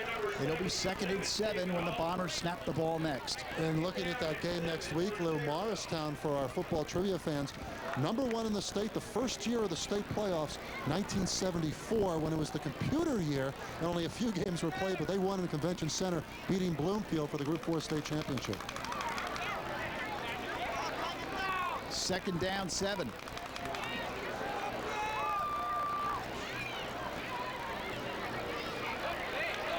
Bowden rolls out. Newber makes the catch. It is just pummeled at midfield. Merrigan, Brian Merrigan, the right corner, came up and smacked Newber.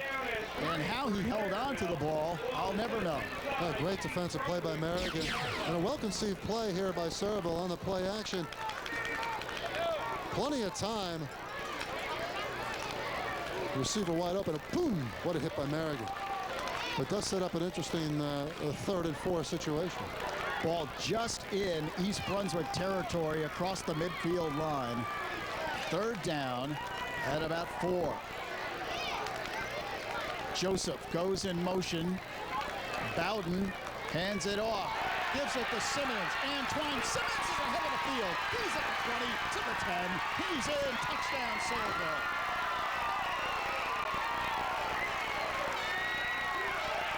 What a perfect time for the draw play. East Brunswick thinking Omar Joseph, left side, up the middle. Touchdown, Sayreville.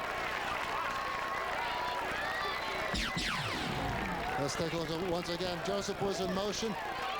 The fullback waits, gets the handoff, the over penetration of the defense in a wide open field. Antoine Simmons takes off, the 5'8", 155-pound junior, all the way.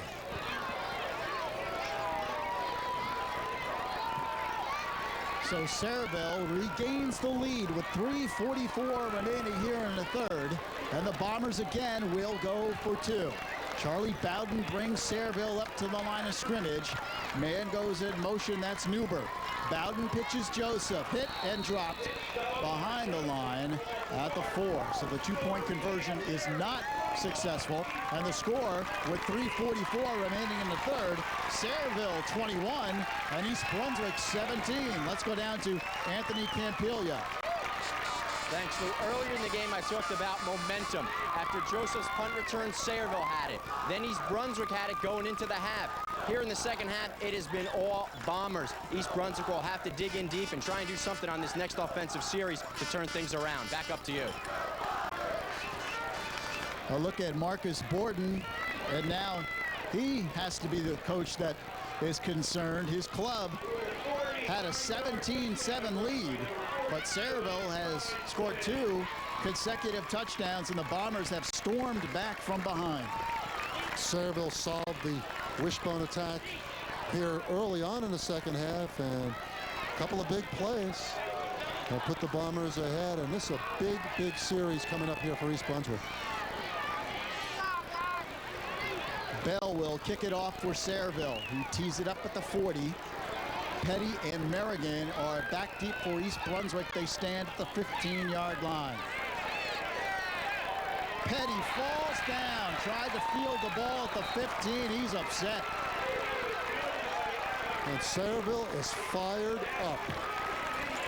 For a team that lacked spark in the first half, and that shows good coaching too, because they transformed this team and they look like a totally different ball club here in the 3rd quarter. Let's see how East Brunswick responds. Seems like every time we look down, East Brunswick is back at their 15th-yard line.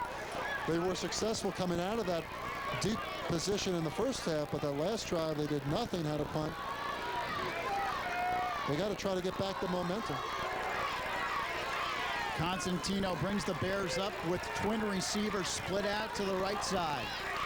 2 setbacks behind the East Brunswick quarterback. He gives up the middle to Pleasant, and he squirms through up near the 25-yard line. He's a hard man to bring down, just kind of knifes his way through the hole. And Marcus Borden likes to use all his backs effectively. This time, simple handoff off the left tackle to Pleasant.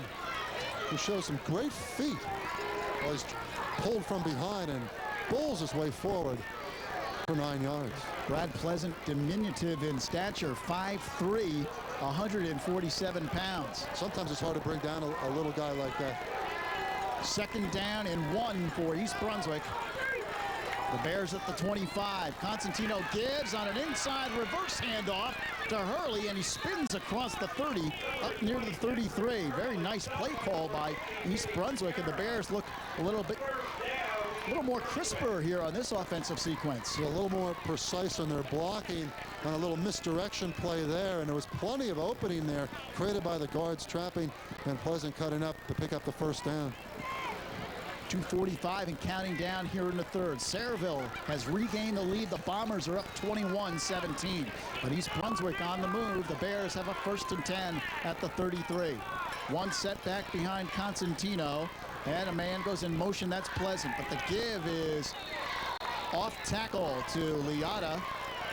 And he picks up very good yardage again. Good job by the left side of that East Brunswick line. And the one way to answer an inspired Sayreville defense is to come at him with a sustained ground attack. And so far, East Brunswick looking very effective. 2nd down and 5.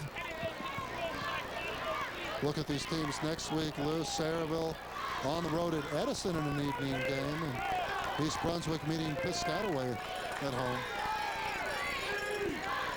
Very balanced GMC conference this year. Constantino hit and dropped behind the line of scrimmage. Excellent defensive play. Frank Terzino, the defensive tackle, took him down. He's only a sophomore, 5'10", 190.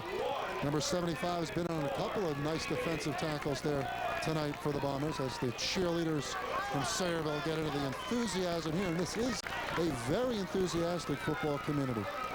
3rd down and about 3. Ball is at the 40-yard line. This is a big play for East Brunswick. I wonder if they'll go back to that quarterback option. Let's wait and see. A minute 10 remaining, 3rd quarter.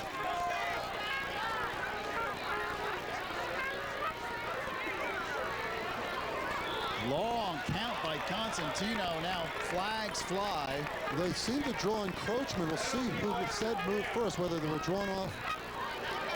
No, it's against the Bears. Delay a game. Excuse me, Steve. Delay a game against East Brunswick. A costly penalty. Now instead of a 3rd and 3, 3rd and 8. And that's quite a different scenario.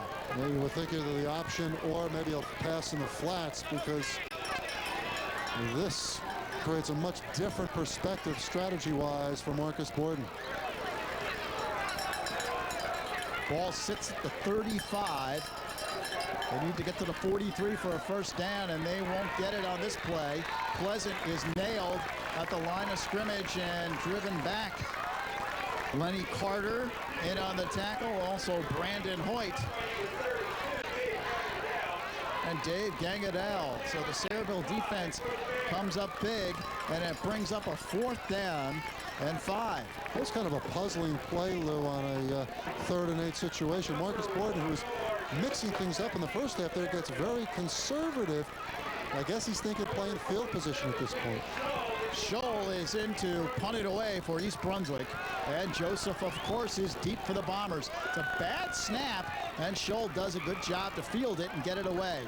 Bounces at the 30. Joseph stays away, and East Brunswick will down it at the 30-yard line. So Sayreville will put it in play there with just 12 seconds remaining here in the 3rd quarter. Well, a little bit of disappointment on the Sayreville fan side. We heard this, because they wanted Omar Joseph to go pick up that ball, but Omar alertly letting it roll, let his offense take control here and try to eat up some clock. You don't want to take any chances, but anytime Omar Joseph is near the football, the fans love to see him pick it up.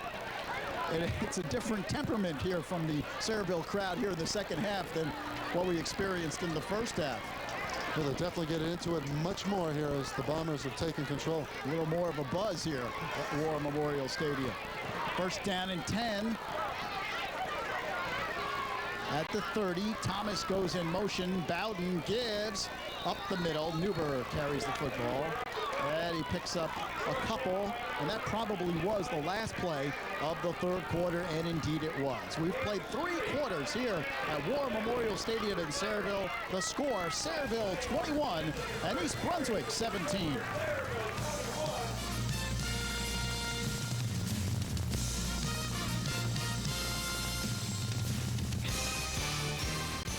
Welcome back to Sayreville, where the Bombers lead the Bears of East Brunswick 21-17 as we get ready for the 4th and final quarter.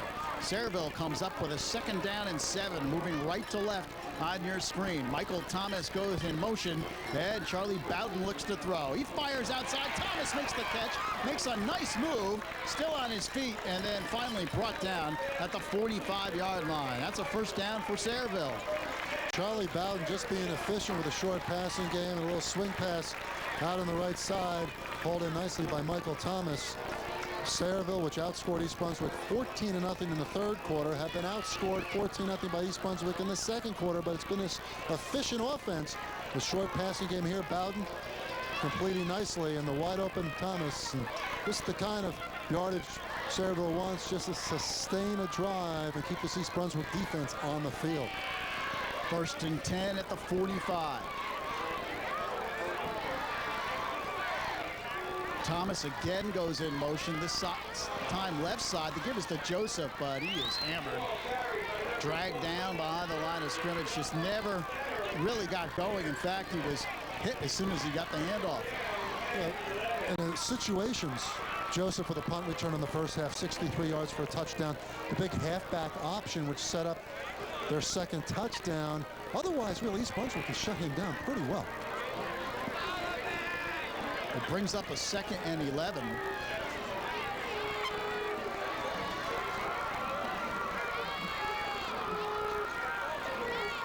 Danny Uncle comes wide to the left as a wide receiver. Bowden looks to throw on the run, incomplete, nearly intercepted. A very dangerous pass intended for Thomas. Brian Merrigan had excellent coverage on it, and he almost picked it off. Let's go down to Anthony Campilia on the sidelines. Anthony? Well, Lou, we've heard from the Sayreville Bomber. We've heard from the Cannon Moms. Now it's the 15-yard line crew.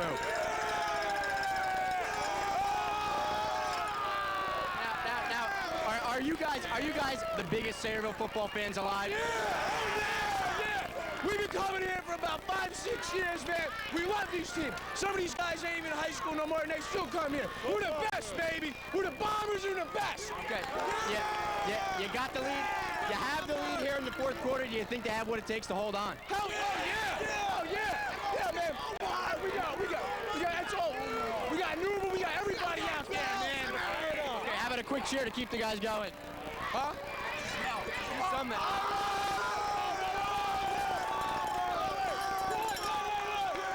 Okay, back upstairs to you, Lou. Lou, just think if you had a daughter that's about 17, a senior in high school, and invite that crew over for dinner. What would you think of her taste in men? Enthusiastic. I must say that. That's for sure. Those guys. You'll have to see it, though. Those guys, great Sayreville fans and great TKR fans as well. What a rocket kick by Bowden. Petty takes it to the 15, to the 20, 25, and knocked down at that point. That was a boomer by Bowden. Well, East Brunswick trails by 4, 21-17. Tons of time left, though. 10 minutes and 21 seconds. Oh, plenty of time. You got to love Greater Middlesex Conference football. Friday night football in New Jersey has really been burgeoned, has been proliferated by this conference. And you see a game like this, Luke, tonight, and you know why football is surviving in New Jersey nighttime-wise, because this conference has really shown you can draw people out and give them exciting football. Well, remember, this is being played during the week. We know you're watching it on the weekend, of course, but this game being played on a Thursday night. Constantino keeps, takes a shot, takes another, and has good yardage up near the 35. I think it's the time where Marcus Borden's got to get away from the conservative nature he had in the first 2 drives of the third quarter. Use that option by Constantino. You take a look at Ryan Constantino. How tough is this kid? Now watch this play, Steve. Here's a kid who wanted to play defense. Marcus Borden did not want him to play defense, only wanted him to play one way at quarterback, and Constantino said he didn't want to be one of those pretty boy quarterbacks. He's a tough kid. He reminds me of Jack Mildren from Oklahoma running that option. Second down 2 for the Bears. Constantino again. And his powers up the middle on the quarterback sneak and has an East Brunswick first down. East Brunswick, which has not had great field position at any time this evening. It didn't hurt them in the first half. It has here in the second half. But what they need to do is get a sustained drive going, get it down at least down in the red zone, and then see what they can do. Ryan Constantino, left-handed quarterback, also an outstanding center fielder for the Bears. Baseball team that won the GMC championship a year ago, coming back from that broken collarbone. First down 10 for the Bears at the 40-yard line. Handoff goes up the middle. Wesley Otta carries. He picks up maybe a yard. And again, a lot of pushing and shoving after the play. A pickup of about 2. And actually, they mark a 3-yard pickup. It'll be second down and 7 at the 43-yard line. Ryan Constantino, we mentioned him taking over at quarterback this year. Last year, the quarterback for East Brunswick was Scott Hops. Scott Hops has gone up to Harvard. He's playing in the Ivy League, and tremendous accomplishment for that young man. East Brunswick has had very many successful players in their past. Constantino throws incomplete over the middle. They have one player in the pros right now, Josh Miller, punting for the Pittsburgh Steelers. No, a terrific program, especially in the mid-'80s. The program is not where it's been at that point, but certainly with young players like Constantino coming up. George Najar and his defense have to be fairly pleased with what they've done here in the second half, shutting out East Brunswick after giving up 17 in the first half. And here's a huge third down play here in the fourth quarter. 3rd and 8. East Brunswick with 8:20 left, trailing by 4. Constantino gives to Pleasant, hit and dropped. Another excellent defensive play by Frank Terzino. He's done an outstanding job on the defensive line tonight. Again, I don't get it. The last 2 times on 3rd and 8, these last 2 series, going conservative with a handoff. I mean, when you have an option quarterback like Constantino, and at least go to the swing pass or try to do something off tackle, I just don't understand that play call right there. Omar Joseph drops back deep at the 30-yard line. And Kevin Scholl will go into punt formation for East Brunswick. 7:40 left and counting down. East Brunswick trailing by 4, has to punt. Scholl gets it away. It's a high kick in the direction of John Newber, and he lets it bounce out of bounds inside the 20, right at the 20-yard line.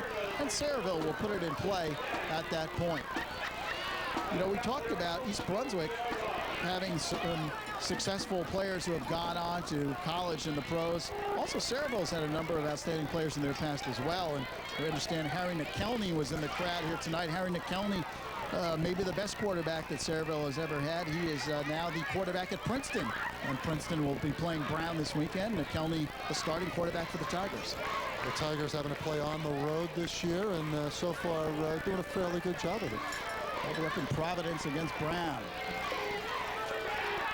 This has got to be the worst field position Sayreville's had tonight, back at their own 20. Bombers with a 1st and 10.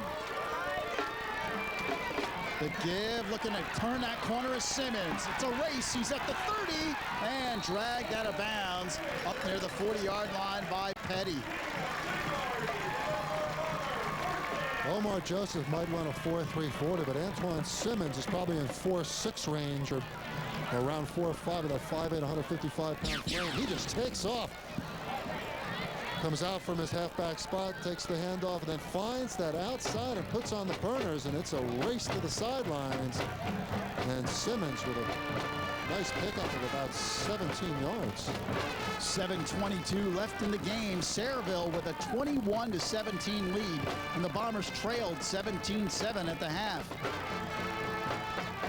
Bowden Bowden gives to Joseph. He looks to turn the right corner, and he will not. East Brunswick strings it out nicely, and they make the play. Andrew Batwash got over to make the tackle. That attack-style defense. Come up in with 8 men, and then a couple of outside cornerbacks coming up. It almost creates a 10-man front, and there's no place to go. Set up a second at about 13.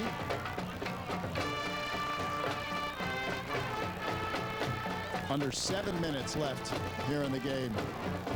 Split backs behind Bowden. The junior quarterback flips to Joseph. He's looking to get to that corner, makes a cut against Petty. He does a nice job of using a straight arm. And he brings it all the way up near the 47-yard line. It's close to the first down, but probably about a buck short. This is a great call with the defense crowding up in the center. The pitch to Joseph, and when he puts on that speed, he almost gets to the first down marker, and he gives a good stiff arm to pick up a couple extra yards. It's set up a 3rd and short. We're down at 1, and actually the officials are going to measure. I think that the Sayreville coaching staff said, hey, that looks close enough to measure. Let's bring the sticks over. George Najar at one point, Lou, actually commuted from Middletown to Brooklyn for a couple of years. That's quite a commute. I know you commute pretty far in your life, but that's, he decided he wanted to bring up his family down here in the Monmouth, Middlesex area, moved to Middletown, and now coaches at Sayreville, and quite a happy man at it. Well, they bring the chain gang out, and they stretch the sticks, and indeed they are short. It's less than a yard, 3rd down and less than 1. It also gives them a chance to eat up a little more clock with the first down. 6:37 remaining here in the 4th quarter. Oh, it's been a terrific football game. East Brunswick has come out and played well. Sayreville with a nice comeback in the second half. Anthony Campilia down on the sidelines. Let's go down to Anthony. Thanks, Lou, here with one of Sayreville's standout players. Unfortunately, can't be in the game. Joe, I heard you before getting into some of your teammates' faces, telling them to get out there and hit someone. How hard is it for you to be not able to get out there and play? It just really hurts inside, you know, because I was ranked as the best player in the county, one of the top recruits in the state. So when I'm not playing out there, it just tears me up inside, you know. How is the leg, and when do you expect to be back? Well, I'm getting it checked out again in 2 weeks, and the doctor said maybe I could get the cast off and maybe I can start playing. Okay, Joe, thanks. Good luck to you and your team. Back upstairs to your load. What a run by Newber. John Newber on the run. He dragged about 3 or 4 East Brunswick defenders with him. John Newber has been one of the stars of the second half for Sayreville. Scored the big touchdown to put him ahead. The 2-point conversion here picks up the first down. Simple handoff. Bulls off the left side. Great blocking on the left side of the line, and he drags these Brunswick tacklers for the big gainer. First down and 10 for the Bombers in East Brunswick territory at the 43. 6:09 and counting down in the 4th quarter. Sayreville in control here in the second half. Here's the get to Joseph, and he tried to slash through, but he was hit and dropped. Good penetrating move for East Brunswick. Getting in there was number 52, Mike McManus, and he just got a piece of Joseph to knock him down. And his coach George Najar going to be happy when Joe Lardino, Anthony just spoke to, does finally come back. The target date, according to Coach Najar, is October 24th, week 6 against North Brunswick. And still, if you get him back for those last 4 regular season games and maybe go in the playoffs with a player of that caliber on your offensive line, could be a key factor for the Bombers. Loss of 1, 2nd and 11. Thomas goes in motion, and the give. No, Bowden rolls out left side, fires, catch made by Newber, a diving catch. But head coach George Najar is upset with the play. I think he wanted Bowden to go downfield. I don't know. I'm kind of impressed by Bowden there in the play action. I thought the quarterback made a pretty good call there. The receiver was open. You see the fake handoff on the inside play to Joseph, and Bowden rolls out. Could have gone downfield, plays it conservative, but he picks up the first down. Nice catch there made by the receiver. 3rd and about 3. Difficult throw, but the right hand moving to the left. Hand up the middle. Newber running like a man possessed here in the fourth quarter. They're going to try to eat up the rest of this ball game, Lou, on the ground, and Newber's been a big part of it. East Brunswick shut down Omar Joseph on most of his running attempts, but Newber's been there to pick up the slack. It is a first down for the Bombers. Inside the 35 to the 32, and now the Sayreville fans really picking up the pace here in the second half. Their team also has done the job. 17-7, East Brunswick led at the half. It's been all Sayreville here in the second half. And center Ray Quick has done a nice job in the middle, number 50, providing some good blocking up there. First down and 10. Bowden gives to Joseph, and he just ducks inside. East Brunswick has done a great job on Omar Joseph. They really have. And as a situation player, he's been terrific. A 63-yard punt return for a touchdown in the first quarter. And then the halfback option pass to set up the go-ahead touchdown for Sayreville in the third quarter. But as a running back from the line of scrimmage, he's been basically shut down, especially here in the second half. 3.5 remaining in the fourth quarter. East Brunswick needs to get the football back. They trail 21-17. Here's the gift to Newber. Still on his feet. Still dragging East Brunswick defenders with him. And he's down near the 25-yard line. East Brunswick players were signaling for a fumble, but will not be the case. They ripped his helmet off, but they still couldn't stop him. Take a look at it again. This tough running back Newber just bullying his way forward. He will not give up. His chin strap comes off. 4 players trying to grab the ball away from him. What a tough Bomber ball carrier.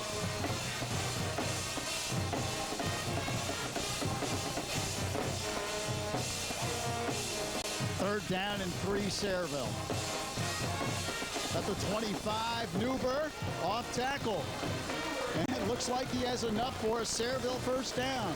This is quite an impressive drive on the ground. Patton and wing T attack, and John Newber doing the job, picking up the first down, diving forward.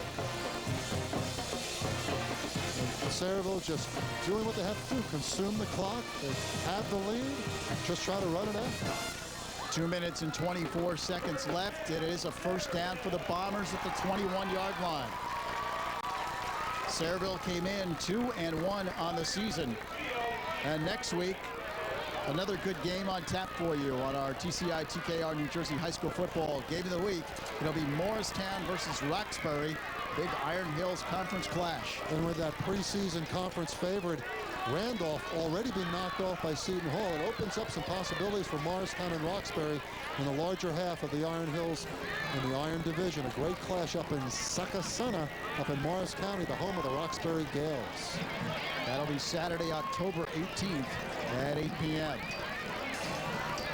Well, you got to be impressed with Sayreville here in this second half. Would have liked to have been a fly on the wall in the locker room with that Sayreville halftime talk by George Najar. And I also think Tom Sayreville, the defensive coordinator, did a nice job shutting down that East Brunswick option attack. The Bears got very conservative here in the second half, Lou. And although I had to commend Marcus Sport in the first half, I thought he could have gone to the air a little bit more. Maybe he just thought he could have the clock on his side. But when you go against a wing T team that's successful moving the ball, that's why I think Newber might be the MVP of the second half, because they ate up clock here, and that's the most important aspect of this game when you have the lead in the wing T. It'll be 1st and 10 for the Bombers at the 21-yard line with 2:24 left here in the fourth quarter. It's been a tale of 2 different halves. East Brunswick controlled the first half. Sayreville has controlled the second. Omar Joseph looking for a block, but there's none forthcoming. East Brunswick strings it out. Now flag flies after the play. This could be an unnecessary roughness call. Let's see. Could have been a late hit against the Bears. We'll wait for the indication. And it is a personal foul against East Brunswick. Wow, that's a tough penalty for the Bears. Well, I think East Brunswick's getting frustrated here, Lou. The defense has been on the field. This is exactly what East Brunswick did not want to happen, and George Najar's Bombers have moved the ball with precision, and they just can eat up clock here. They don't even have to put it in the end zone. And Marcus Borden wants to know what happened on the East Brunswick sideline. 2:13 remaining here in the game, and Sayreville has a first down. Actually, it'll be a second down, I guess. Second down is the marker. 2nd and 1 at the 11. Well, touchdown sews it up here for the Bombers.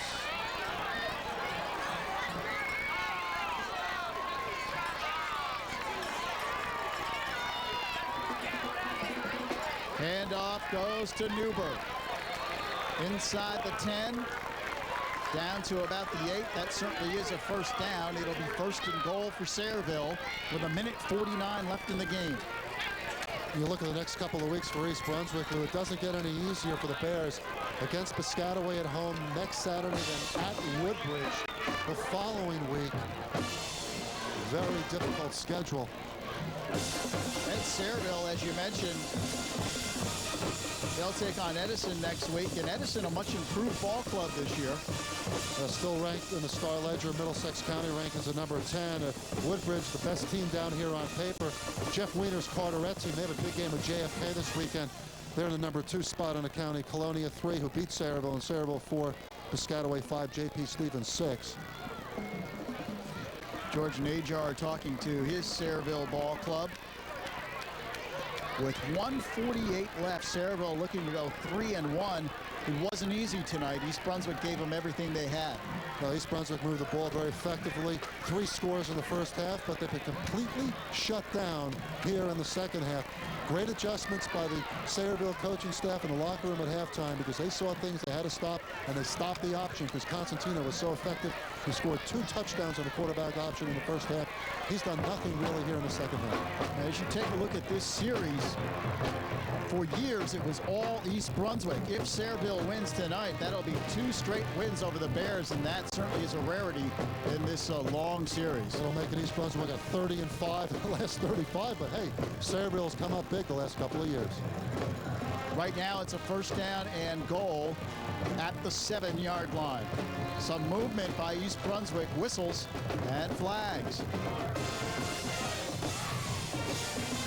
And the Sayreville band keeps on playing, and the cheerleaders, they don't stop. Boy, they really have a good time, don't they? Well, this is great football atmosphere here in Sayreville. The Bombers very hospitable.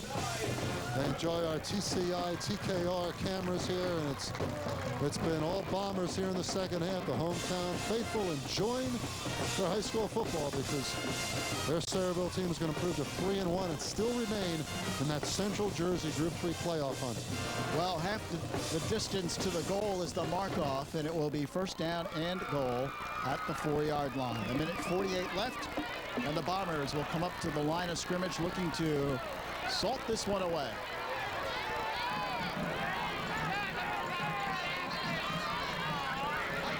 Newber, the carry, near the goal line, in, touchdown, Sayreville.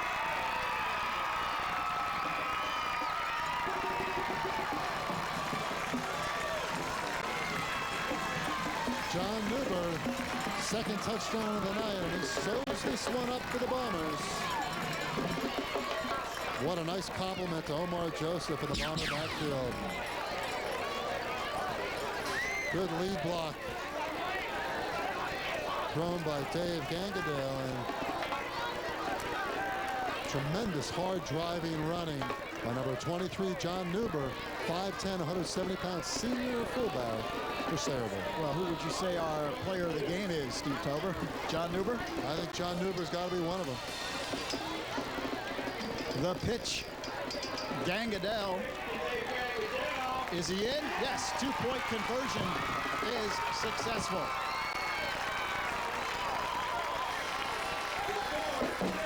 Sayreville 29, East Brunswick 17. It would take 2 East Brunswick scores with 1:42 left.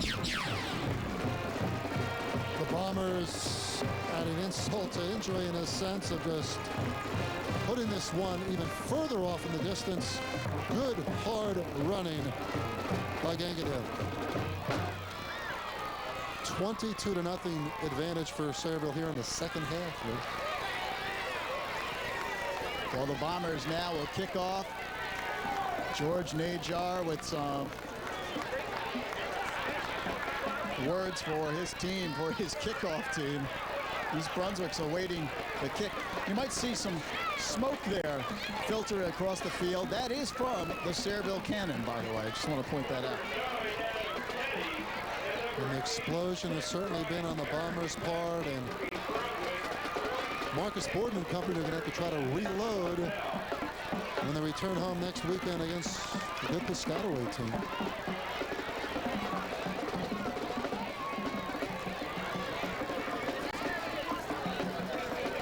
Well, this was a big game for both teams. Sayreville, they know that this game was being televised in 500,000 homes from central Jersey all the way up to Bergen County. And they had talked earlier this week, you know, northern New Jersey, Morris, Bergen County, Passaic County gets a lot of the ink in high school football in New Jersey. They said, hey, we play pretty good football down here in central New Jersey as well. And I think they've shown that tonight. Well, I think after their 9-1 season last year and now coming out recovering from that loss to Colonia in week 2, Sayreville proved a 3-1 here. They're going to be in the picture as far as the league and as far as the state playoffs in 1997. That white division is going to be a good battle, but Sayreville is going to remain in the thick of it with this cross-division victory here tonight. East Brunswick football, they don't have a lot of time left. 1:40 left. They are 2 scores down. Constantino goes back in the shotgun, and certainly Sayreville just drops back into that prevent defense. Constantino looks to throw. He fires. It is intercepted. Picked off by Paparo, and he's at the 30 to the 20 and knocked out of bounds there. Vinny Paparo, the linebacker, dropped back in coverage and picked it. And Sayreville's back in business. Well, the brother of last year's lineman star Nick Precaro, and his mom's been on that cannon all night. You'll have something to explode with possibly before this one's through again. Constantino just airing it out. There's really not much else to do. The defense waiting. They're sitting back in the secondary, and Precaro steps in front of the receiver with an easy interception. And he takes off down the left sideline. A nice return. It's not a common circumstance for number 80, Vinny Precaro, to get that wide open and gives Sayreville a chance to just run out the clock here. And Sayreville sends in some reserves here on offense with a first down and 10 inside the 20-yard line. Danny Uncle is now the quarterback, number 16, 5'11", 170-pound senior. Flag thrown against the Bombers. Looks like a delay of game, and that will mark off 5. It'll be 1st and 15. The good coaching staff makes adjustments at halftime, and that's just what George Najar and company did. And the blue and silver have responded nicely. Brian Zidane, junior wide receiver, goes wide to the left, and the handoff goes to Antwine Simmons, who's trying to get to the corner. Should stay in bounds just to let that clock go, but he goes out. He's run out of bounds on the far sideline, so the clock does stop with 1:21 left. Sayreville lost to Franklin last year in the playoffs after a perfect regular season. This year they already stumbled once, but the schedule would appear to be fairly much in their favor until they get to week 8 at Woodbridge. It'll be 2nd down and about 19 for Sayreville, but they're looking really just to run clock here with 1:21 left.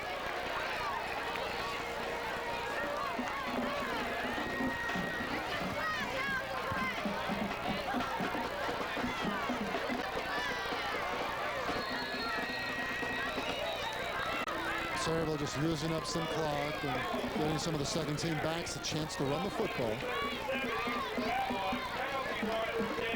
There's a penalty marker down. There's holding against the Bombers.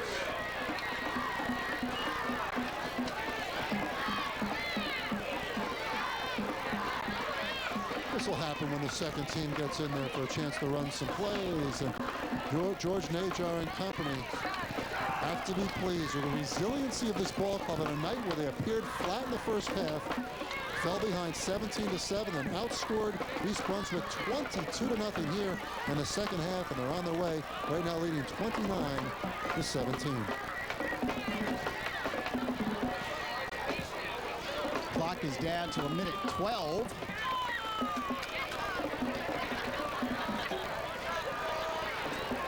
Talk about, Lou, as maybe the lack of respect for Middlesex County, the highest ranked team in this area. Woodbridge, number 13 this week in the Star Ledger at 3-0. You have teams like St. Joe's and Bergen Catholic, number 1 and 2 from that Bergen County area. It's a third down and about 19 for Sayreville. All kinds of movement by East Brunswick. It looks like East Brunswick might have just jumped offside. And of course, our TCI, TKR fans out there, they've had a chance to see number 2 Bergen Catholic already this year, beating Clifton. They'll see St. Joe's later in the season at Hackensack on November 7th. St. Joe's, the number 1 ranked team in New Jersey. Perhaps one of our best matchups, Steve, will be Ramapo against Wayne Hills. Right now, that looks like a dandy, and that will be in mid-November. You'll see that on November 14th on your TCI, TKR Game of the Week. Third down and 14. I'll call it 3rd and 15 to be more accurate. Very tight formation by the Bombers, and they take a knee. Uncle goes down on the knee with 20 seconds left. And the game winding down. Sayreville in outstanding come-from-behind fashion here in the second half has come back to win this football game. They trailed 17-7. 17-7 at the half, and the final is Sayreville 29 and East Brunswick 17. And we'll be back to talk all about it in just a few moments.